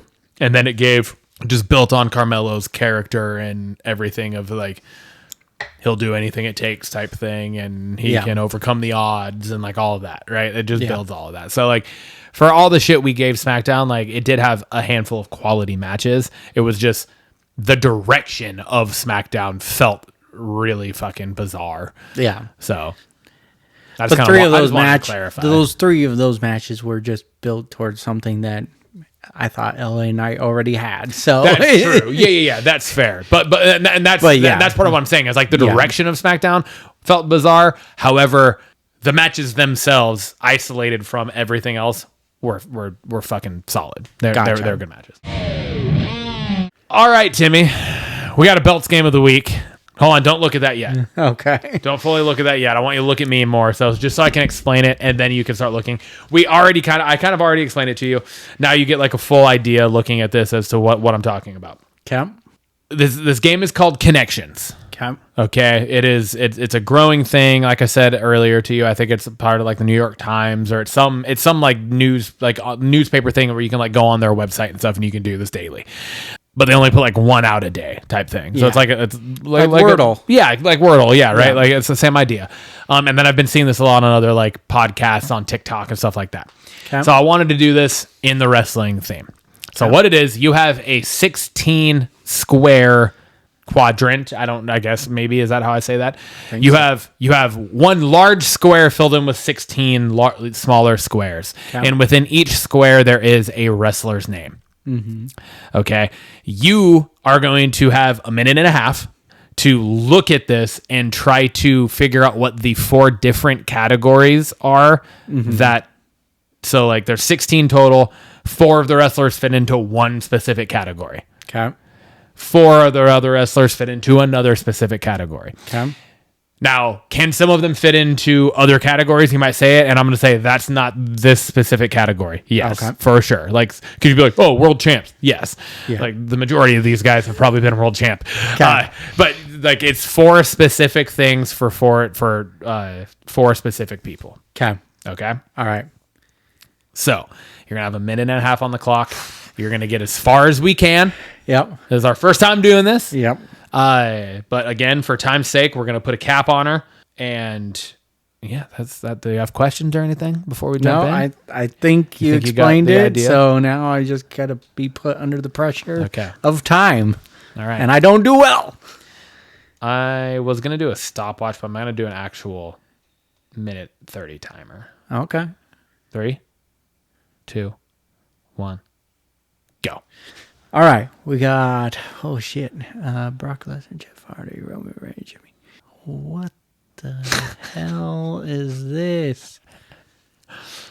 And I got to pair up 4 together, right? 4 together into one category. Okay, we got. Oh shit! Really? I will tell you that the Hardys are not in the same category. Okay. I will tell you that. All right. I'll try to help you out with a couple hints as I see them. We got... Fuck, dude. Okay. We got Roman Reigns, Dean Ambrose. No. Fuck. Matt Hardy, CM Punk, RVD. No? Shit. One category has to do with a manager. Jimmy Hart. No. The manager's not on the board. Okay. It's 4 wrestlers that were under the same manager. Paul Heyman. Yep. All right. So we got Roman Reigns, Brock Lesnar, CM Punk. Fuck, I got nowhere. Just keep going. Fuck it. Let's finish it. Now you're on a little bit of a. Okay. I'm gonna restart the minute and a half. Okay. All right. Now I'll just cut out part of that. Gotcha. And we'll. All right. It's all right. Here we go. Minute and a half starts now. We got CM Punk, Brock Lesnar, Roman Reigns, RVD? RVD, yes. As Those are Paul Paul Heyman Heyman guys. guys. Yep. Okay, so those are off the Yes. board. Those are off the board. We got Cody Rhodes. Has to do with the type of move I hit you with on the cash-in. Oh, okay. We got a Cody Rhodes. But I will tell you, it is not the character I hit you with Yeah. as the cash-in. Cody Rhodes, Randy Orton, DDP, and Jeff Hardy. Nope. No. Matt Hardy. There you go. Matt Hardy with the cutter. Types of cutters, yes. Types of cutters. Yep, Okay, we that's got two. two groups Got out. 22 seconds left. We got JBL, X-Pac, Edge. We got Shawn Michaels, Jimmy Hart. So Brock, no, we already said that. Shawn Michaels, Edge. No. No. 3, 2, 1. Fuck. All right. All right. So you got two of them. It was Paul Heyman, guys, is Okay. RVD, Brock Lesnar, Roman Reigns, and CM Punk. Then Okay. you had people who use the cutter or versions of the cutter Okay. are DDP, Randy Orton, Matt Hardy, and Cody Rhodes. Okay. Which was news to me. I didn't realize that the Crossroads was a version of a cutter. It's a rolling cutter. That's what it is. That's what Oh, it's it classified as. Yep, it's a rolling cutter. Well, I was just thinking of his jump off the rope. Oh, the Cody cutter. But yeah, no, Cody. the Crossroads is also a cutter. It's a rolling cutter. Yeah. Who knew? I didn't know that Making until news today. I was making this. And then the other two that you did not get, one is double Hall of Fame inductions. Oh, Edge, yep. Jimmy Hart, X-Pac. X-Pac, and Barry Windham. Yeah. And then the other four are Shawn Michaels, Jeff Hardy, Okay. Dean Ambrose, and where the fuck's still X-Pac, Oh. right? No, Edge. X-Pac. Yeah, Edge. And those are no, it's X-Pac. Edge was in as a multi Hall of Famer. Oh. Because he's in alone and he's in as C&E. Oh, okay. Yeah. X-Pac is, I believe. Am I saying this right? X-Pac, Shawn Michaels. Yeah, multiple Hall of Fame inductions was Edge, Jimmy Hart, Barry Windham, and son of a bitch. Oh no, that was X-Pac. Sorry. And then the last one was Grand Slam champions, and I believe that it was Jeff Hardy, JBL, Shawn Michaels, and Dean Ambrose. That makes sense. Yep. Yeah. All right. Yeah. Sorry, I confused myself there in the end. I like it. All right. Okay, that is a fun one. It's tough. Yeah. That brings us to Belt's question of the week. Ryan, you posed this question. How'd you like this one? I liked this. Did you like this I one? did like I thought it this was one. a cool idea. All right, so I said, if you were a professional wrestler, what 3 Hall of Famers would you pick? I wanted to narrow it down to Hall of Famers because I felt like using all would have very broad, would yeah. have been very broad, and it would have been almost a little too like obvious maybe for Yeah. like current, because that's what we watch, right? Yeah. So I wanted us to have to think back a little bit.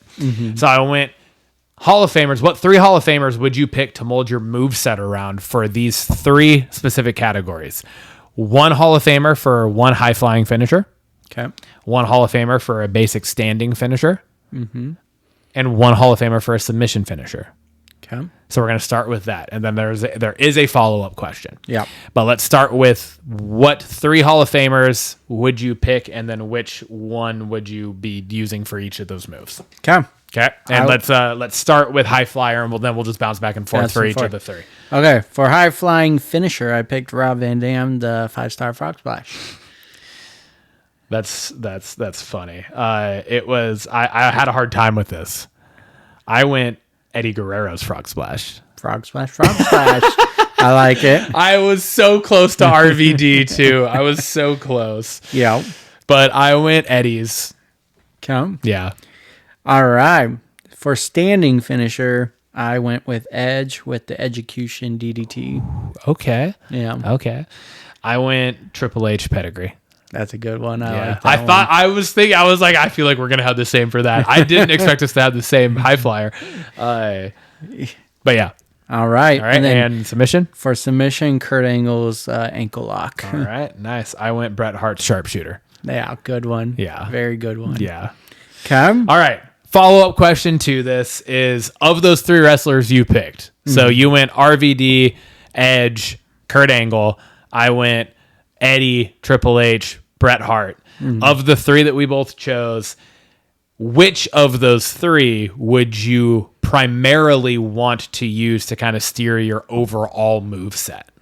I went with Kurt Angle. He is just the most well-rounded, high-flying. One of the greatest technical wrestlers yes, of all time. Literally, Yeah. you name it, his moveset rocks. So Yeah. that's I thought that was... I went with, and this might actually maybe surprise you. I don't know. Or it might not. Like, it could be like totally obvious, and it could also be shocking because of the 3 that I have. Yeah. I went with Triple H. Yeah, that is shocking to me. Is that? Actually. Did you think I would have go? I thought Eddie. Oh, you thought Eddie? Okay, I thought Eddie. I thought you would have thought I'd go Brett with overall No, moveset because Brett is very a bit like very commonly thought of as like the best technical wrestler in the history of the business. Yes, exactly. No, I went Triple H just because, like, I just, like, his spine buster might be the best spine buster in the history of the world, and I've always loved that fucking move. Yeah. His spine buster was so fucking clean. And the way he comes out of it and does it was his so pose great. so And good. then the fucking, I don't even know what you fucking call it, but, like, the face smash into the knee. the knee buster, Like, whatever. Yeah, whatever you call it. Like, that, oh my God, man. He just... Or even his raised knee strike. I love that move too. He had so many things that were just, oh fuck. But it was, I had Eddie written down originally, and then I backed out last night before I went to sleep, and I put Triple H because I was like, oh, there's so many. Eddie was close with the fucking 3 Amigos. Oh my God, just that move alone. Yeah, the fucking 3 Amigos was his head scissors was fucking beautiful. It was a thing of perfection. Like, yeah. But yeah, I went Triple H on it. That brings us to Blockbusters!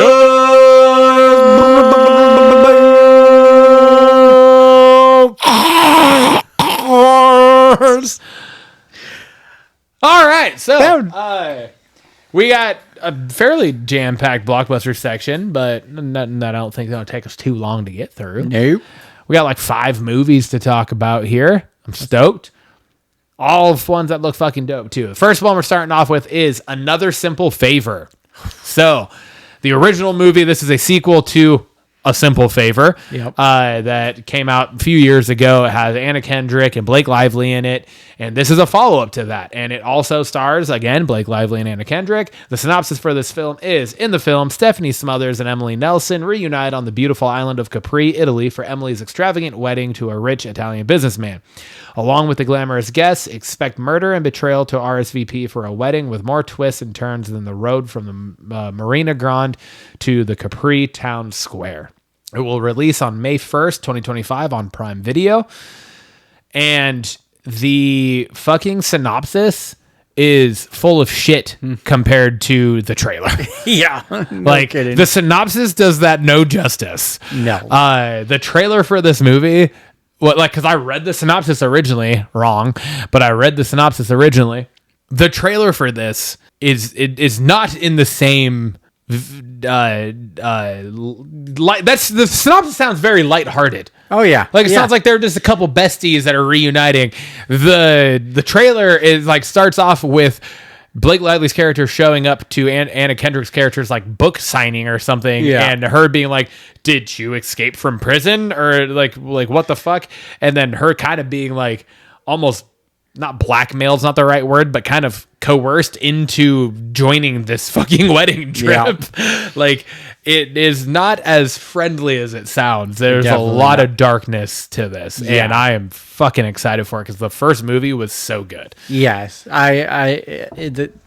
I love the first one, A Simple Favor. It was kind of like in the same light as Gone Girl to me. Like, those two movies I absolutely hold up with high regard. And so, absolutely. So very, very, very similar. That's a good pull. Yeah. And so this one I'm here for because I loved that first one. And so, you're right. The synopsis doesn't hold a candle to what the trailer shows, and so I'm ready for this one. I'm excited. It's on Prime Video, so it's just easy access to it and watch it. But this is gonna be like probably day one I watch because I'm that excited for this one.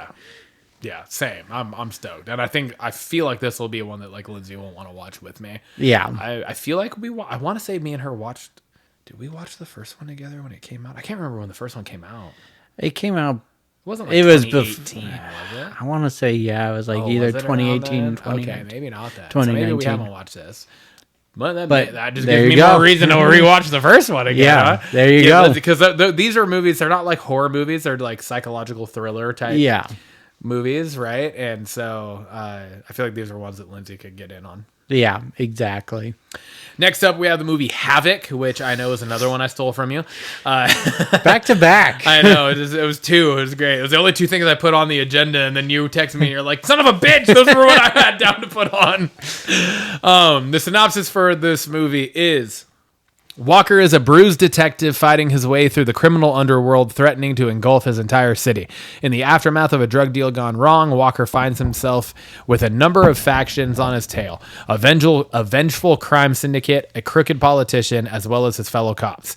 When attempting to rescue the politician's estranged son, whose involvement in the drug deal starts to unravel a deep web of corruption and conspiracy, he is forced to confront the demons of his past. The movie stars Tom Hardy, Timothy Olyphant, Forrest Whitaker. The release date for this is April 25th of this year, and it will be on Netflix. Dude, this trailer is bonkers. It looks like we're on a big run of very like overly violent, like comical violent movies. We said the one movie last week that I'm totally spacing on right now felt like a mix between like Pulp Fiction and Smoking Aces. Yeah. This trailer looked like it was straight out of the world of Smoking Aces. Yes. Like I was like, holy shit, dude. Yeah. They're so brutal. Yeah. So yeah, that was... I'm a huge fan of Tom Hardy, Me Timothy too. Olyphant, Same, and Forrest Whitaker. So like this is just star-studded, and yes. I just I like you said I feel like we're on like that uprising of like the resurgence of these types of movies, and I'm fucking here for it. I'm so exactly. It looks so good, Yeah. and the fact that it's on Netflix, so it's like we already pay for Netflix. We're gonna get to watch this right out the gate. That's fucking awesome. Exactly. Without having to rent it or anything, because that's the only issue with the Amazon. You're gonna have to fucking rent or buy it. Yeah. Whores. Exactly. I spend enough money on you each month, Amazon. You no kidding. You don't need my money for a movie, you bastards. Next movie, called The Assessment. We had a little teaser trailer for this bad boy. Boy, did we. Yeah, we did. The synopsis for this is set in a world destroyed by climate change. Part of society has created a parallel world for itself. Life is controlled and optimized, and the desire to have children is also not left to chance. The lives of a successfully young couple are therefore put under close scrutiny by a female assessor over the course of 7 days. The cast is Elizabeth Olsen, Alicia Vikander, Himesh Patel, and Minnie Driver. There is no release date yet, and no platform that it is being released on quite yet. We had the teaser trailer, we had the synopsis, and we had the cast. That's why I put it on like the main talking points. I thought that was valid enough. But yeah, not a release date yet, which I was kind of surprised by, that we have a trailer and no release date. I feel like that doesn't usually happen. But the teaser trailer for this, I'm sure because this was just a teaser trailer that was posted on social media. It wasn't even like on my normal site that I find. It was like the link for it on that site. I did find it on that site, but usually it's like a YouTube video of the trailer embedded in the page. This was literally a link to the Instagram page. Oh, okay, for it. gotcha. And I'm assuming is that where you watched it? I watched it on YouTube. You just looked it up on YouTube. This was another one where I saw it, and then you already posted it. 3 for 3. Fucker. You snooze, you lose. That just means we're looking at the same shit. True, but that's also what happens when you wait until fucking Thursday to start adding shit to the agenda, Tim. The other one was like Tuesday or Wednesday, you bitch. Anywho, the teaser trailer for this looks fucking wild. It's insane. It looks so uncomfortable and very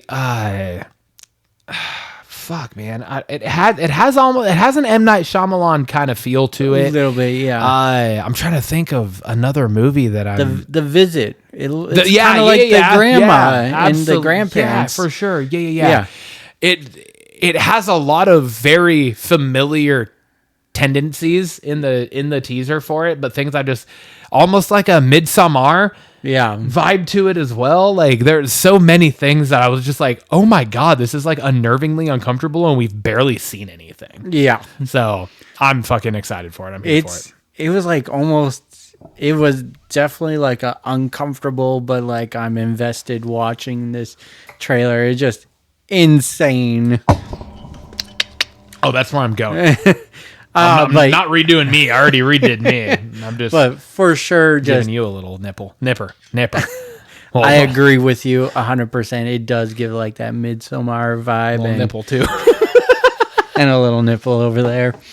It does, yeah. For very, very excited. I love Elizabeth Olsen. Oh my god! And the shit that she's branching out into post like MCU. Hopefully not post. I want to see her back as Wanda, but like. Some of the stuff that she's been in now, I'm like, fuck yeah, dude. She's such a good actress. Yeah. She's phenomenal. And just this assessor basically playing a kid role is just insane. It's creepy. It's so weird. Very excited for that one. Yeah. Oh, Next up, I know. In our normal vein of how we do things here, we have another horror movie up on the slate here. This is called I See the Demon. The synopsis for this, a little long, stay with me. After seeing a strange object floating in the sky, Lucy comes home to a surprise birthday party with all of her favorite people. She's overjoyed, but when asked about her day, she realizes she can't remember anything about it. Her loved ones assure her it's nothing to worry about, but as more unsettling things occur that only she seems to notice, they keep telling her to relax. Enjoy the party. There's nothing to worry about. We'll take care of you. As the evening descends into madness, Lucy must discern reality from illusion and who of her friends are really on her side. All of this will reveal the forgotten trauma Lucy's tried to bury and the secrets of a bizarre procedure she cannot understand. The cast of this is John Heder and Alexis Zollicoffer. There are a handful of other people in this as well, but those are like the two main people that I just put down. And again, this also does not have a release date yet or a platform, which was kind of weird that I got back to back movies that don't have either of those two things, but we have a trailer for it. Because that isn't usual. That's not typical. But this fucking trailer was like, holy shit, what is happening right now? There's so many like flashes, like almost Wyatt Six type flashes of shit like in the background or whatever the fuck's going on. I was like, oh my god. Felt like it was giving you subliminal messages in there. So stoked to see John Heder in a fucking serious role like this. Yeah. I have never seen him in a serious role. I'm not saying that his credits don't show him in a serious role. I've never seen him in a role like that though. Yeah. Like everything I've ever seen him in was a fucking like dumb comedy type movie, right?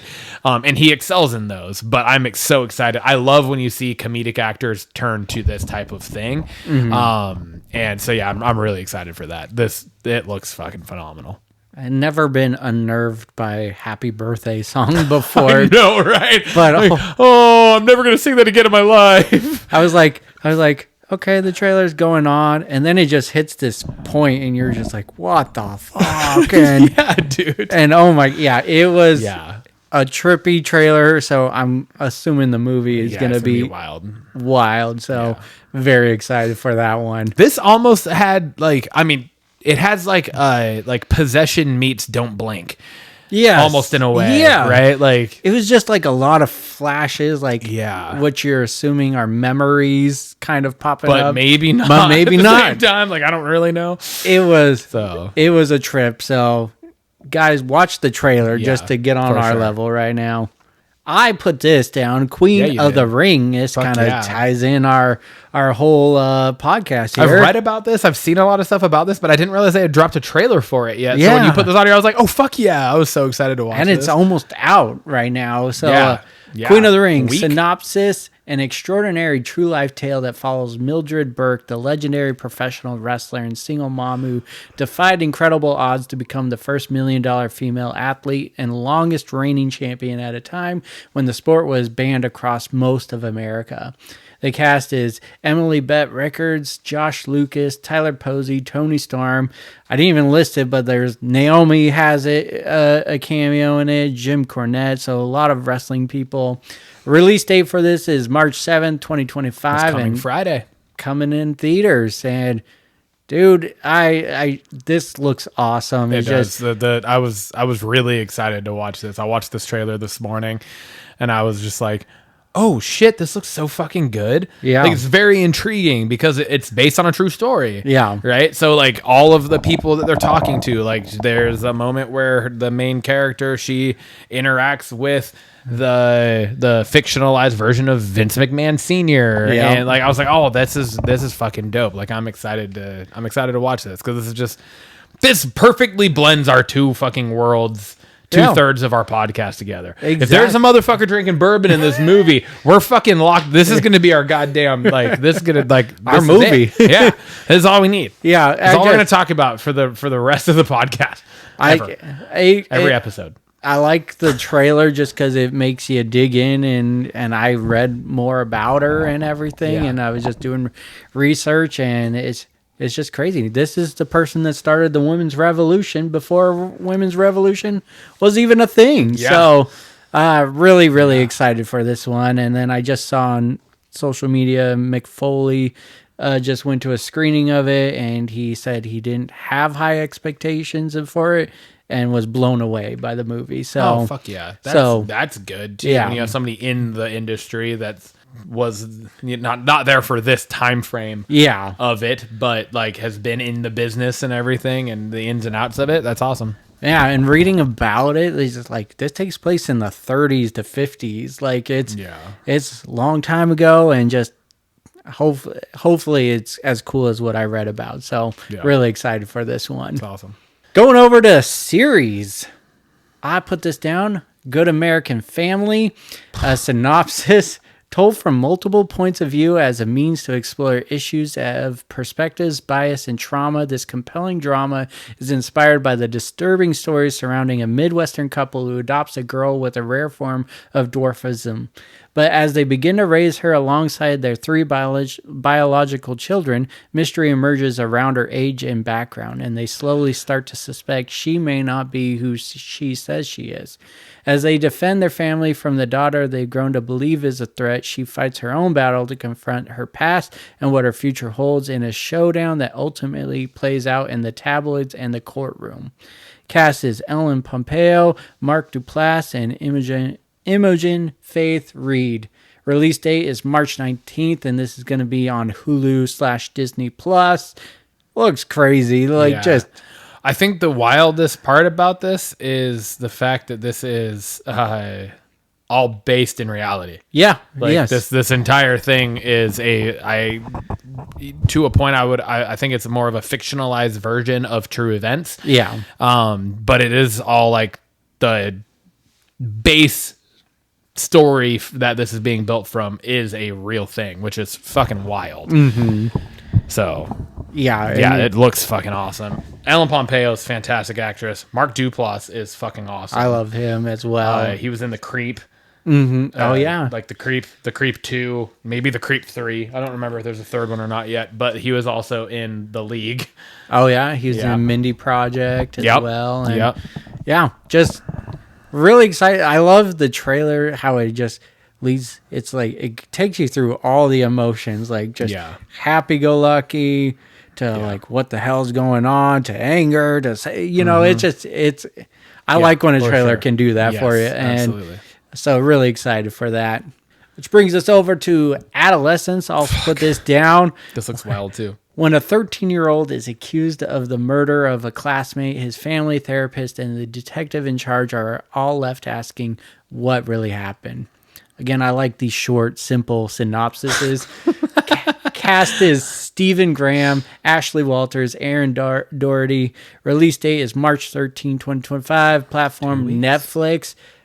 And I feel like the show's, because it's a mini series, and I feel like it's going to tell you what happened, and then you're going to have to watch what led to that, to the final like twist at the end, which I love. Like there's a show called, I think it's called The Missing, and it was on Stars, and it kind of gives me similar vibes to this, and so I'm really excited for this one.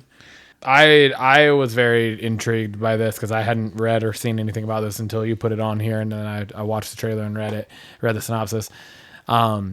I've said multiple times on here that Law and Order SVU is like one of my favorite things, and this feels like it's like one of the scene or like one of the episodes, like one of the story points of an episode put into a mini series. True, right? Like that's what it felt like to me, because I was like, oh my god, this is like exactly the shit that they cover in SVU, and I love that. So I'm here for this, is absolutely. And then just some of the camera shots and stuff of like, it's like the kind of mumbled yelling of the boy while Stephen Graham's character is like bawling in the other room because he's the father of the. I was just like, fuck, this is really well done for a fucking trailer. Holy shit. Yeah. For a mini series too. Like, I was like, god damn.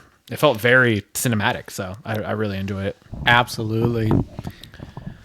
That brings us to Fred, which is follow-up, rumors, and early development.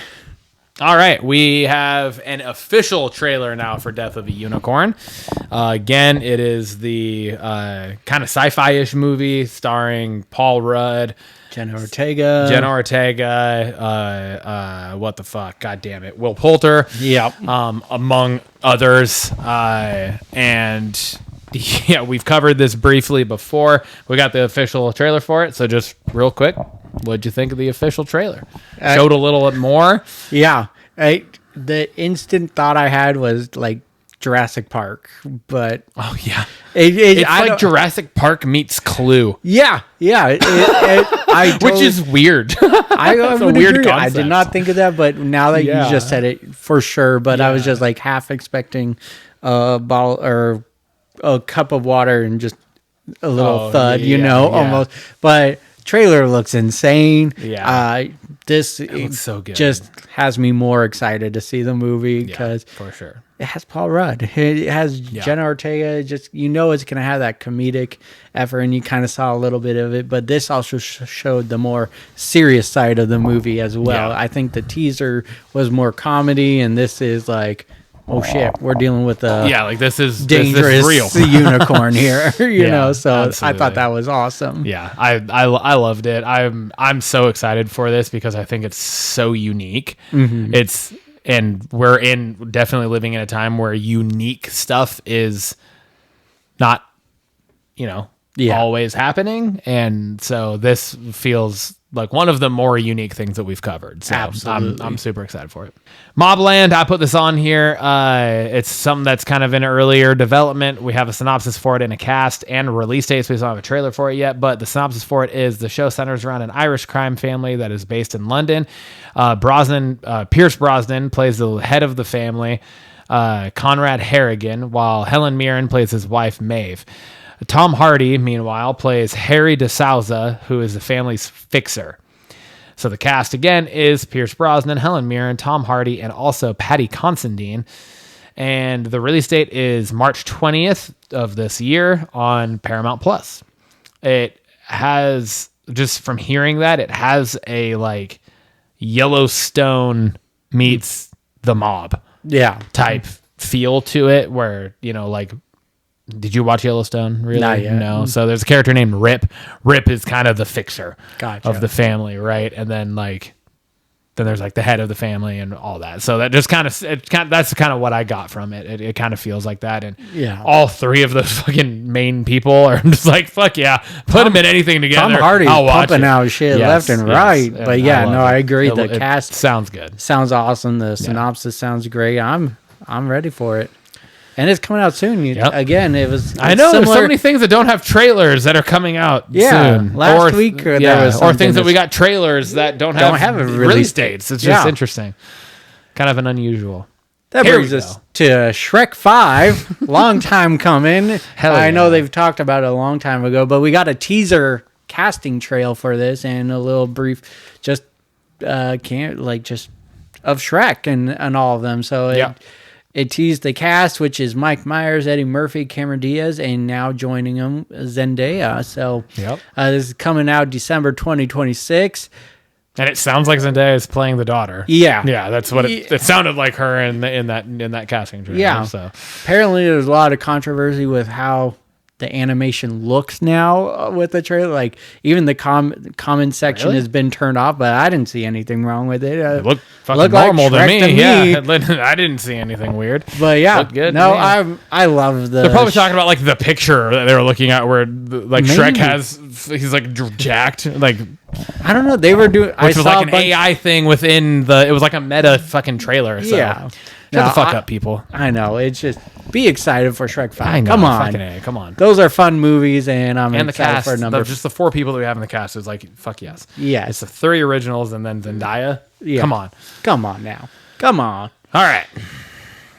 We are bringing back the Triple B Memoriam Toast. Unfortunately, yes. But also in loss, there is celebration. Yeah. And I think that's how we kind of come at this and we view this. Yes, it is very sad and it is unfortunate that we lose these people.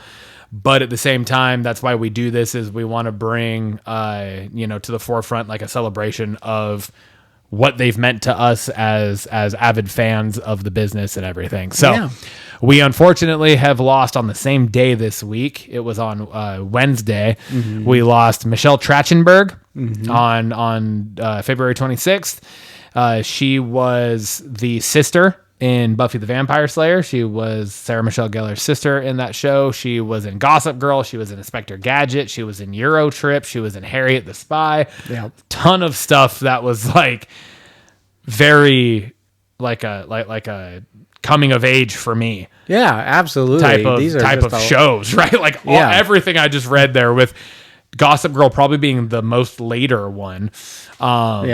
Not probably. It was the later, the most of all of those. But still, it was just like all things.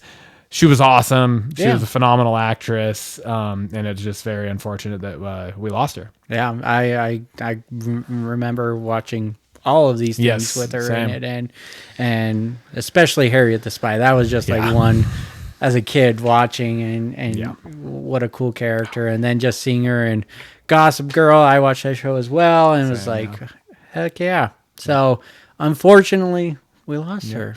Yep. And that brings us to Gene Hackman as well, who died the same day as well. And I actually have a little tidbit added. It was released that he died the same day, but then there have been reports like the cops that are involved in that whole situation, because it's kind of a weird situation. I don't know if you read that much into it or not, but the fact that both Gene Hackman, his wife, and their dog were all found dead in the house, and there was no carbon monoxide poisoning, is interesting. But it was also Gene Hackman had a heart. Like the machine inside, like a stent. Like, no, not a stent. What the fuck? God damn it. He has like a fucking heart thing, like a fucking machine that they put in that like monitors his heart. Okay. Do you know what I'm talking about? Monitor. Heart monitor. Sure. I guess. Yeah. I don't know. There's an actual thing for it. And I'm totally spacing. But anyways, the last activity that it showed was like the 17th. Oh shit. So he'd been dead for like a week. Oh, wow. Yeah. So I did not read about that part. Yeah, just kind of. I've watched the interview that the cops gave. Yeah. So yeah. Anyways, one of the fucking all-time greats. I mean, like, kind of defined a generation of acting, right? Mm-hmm. Gene Hackman. He was in French Connection. He was in the Royal Tenenbaums. He won an Oscar for best supporting actor in Unforgiven. He was an Enemy of the State. He was in The Replacements. He was in Behind Enemy Lines, among fucking hundreds of other things. Yeah. So, and he won an Oscar. Might have been for The French Connection. Actually, I think it was French. Yeah, he for like best actor, and then the supporting actor for Unforgiven, because that was a Clint Eastwood film. Yeah, but just like we said. Unfortunate in losing these individuals, but it also brings about the opportunity for us to celebrate their accomplishments and what they meant to us as fans in the industry. Hell yeah. Cheers to them. Cheers to them.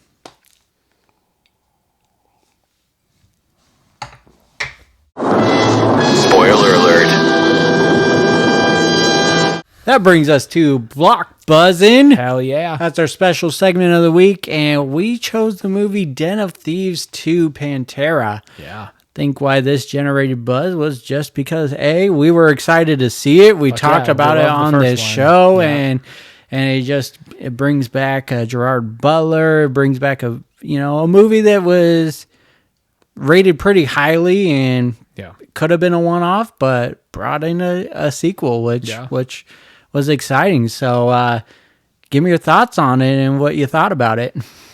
I enjoyed it. I really did. I thought it was, I mean, I've always liked these kind of like heist movies and the just action and all the just drama that goes into these. And I love Gerard Butler. There's not a whole lot of stuff he's been in that I've ever watched that I don't like. And I'm totally O'Shea Jackson Jr., which is Ice Cube's son.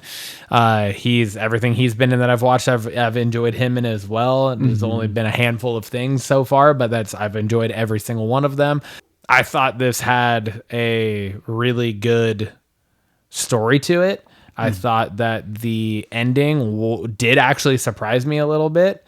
It did. Yeah, I agree. They totally built it, and there are spoilers within this a little bit. They totally built this up as he was actually like going crooked.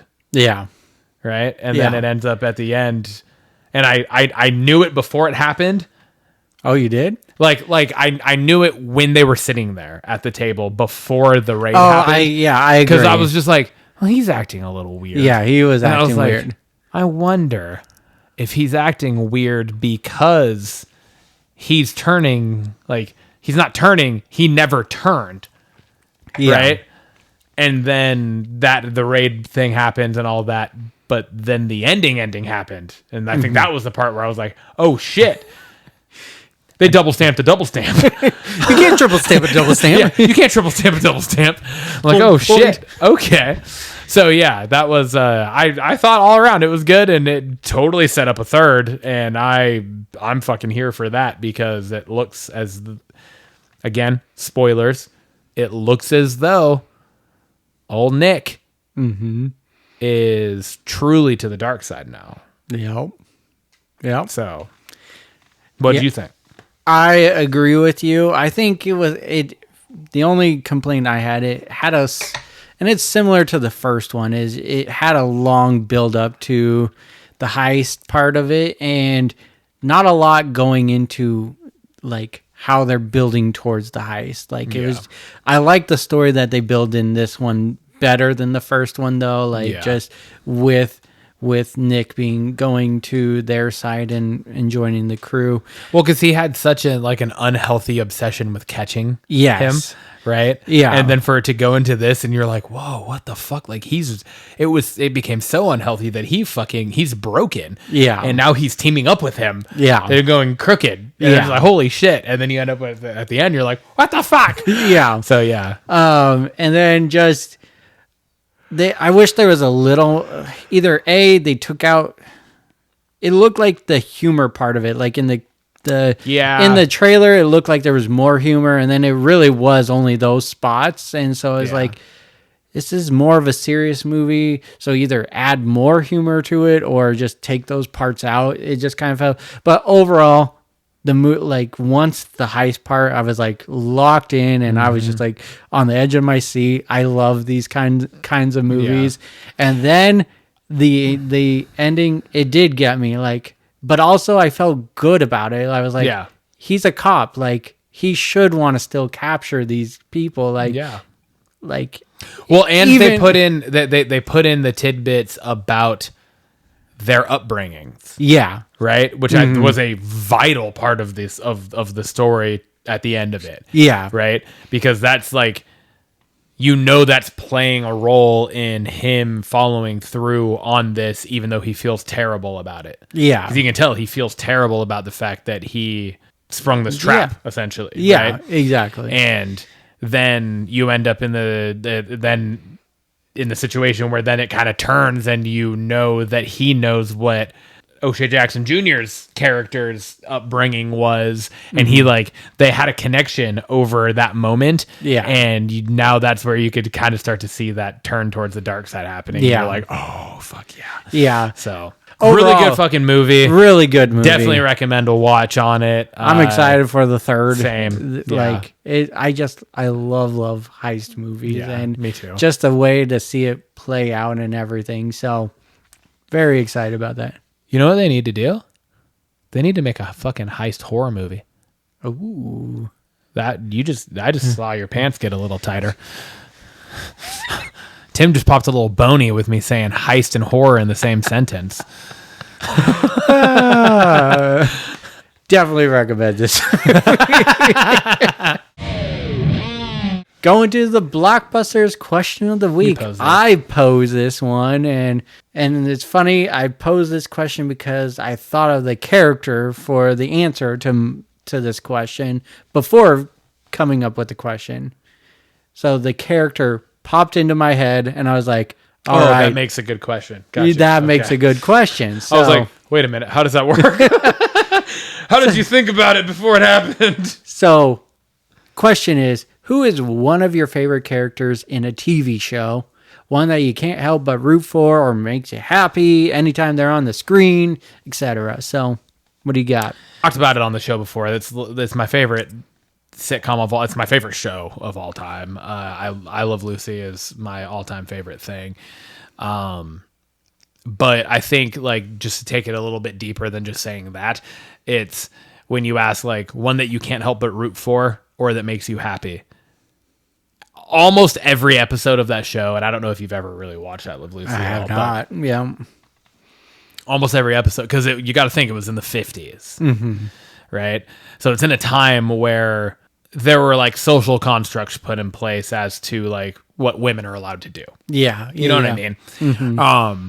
And so it was in that time, but it was this show was pushing the envelope of that. Yeah. And almost every episode was she's trying to, because her husband Ricky Ricardo is this musician that plays at the Copacabana Club in New York, and he's in show business and this whole thing, and she just wants to be in show business, but he won't let her, and all of this, right? Yeah. And every episode has to do with something along the lines of her wanting to either figure out how to get into show business or trying to undermine Ricky's male, patriarchy type thing, right? Yeah. And I just think that it was just such a every episode you're just rooting for her to succeed. She rarely does. Yeah. Most of the episodes end in her going, it's something went wrong, right? Yeah. And it's because it's a sitcom and it's that kind of slapstick type thing.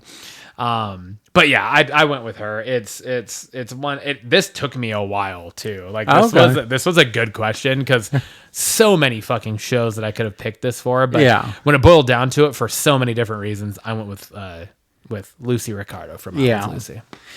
I went with Fernando Sucre. He's from Prison Break. I really love this show. Yeah.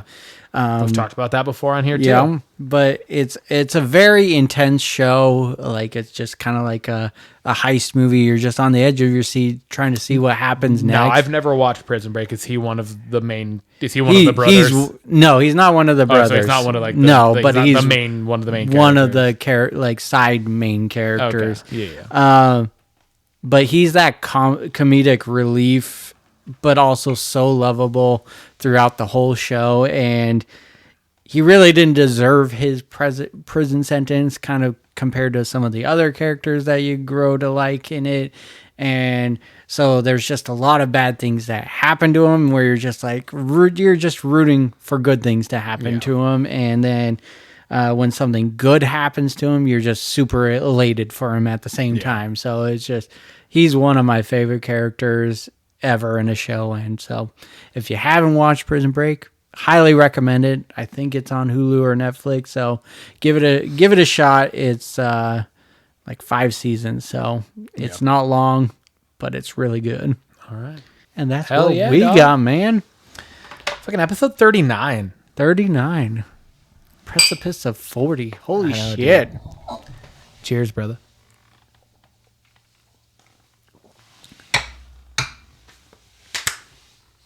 Let's fucking go.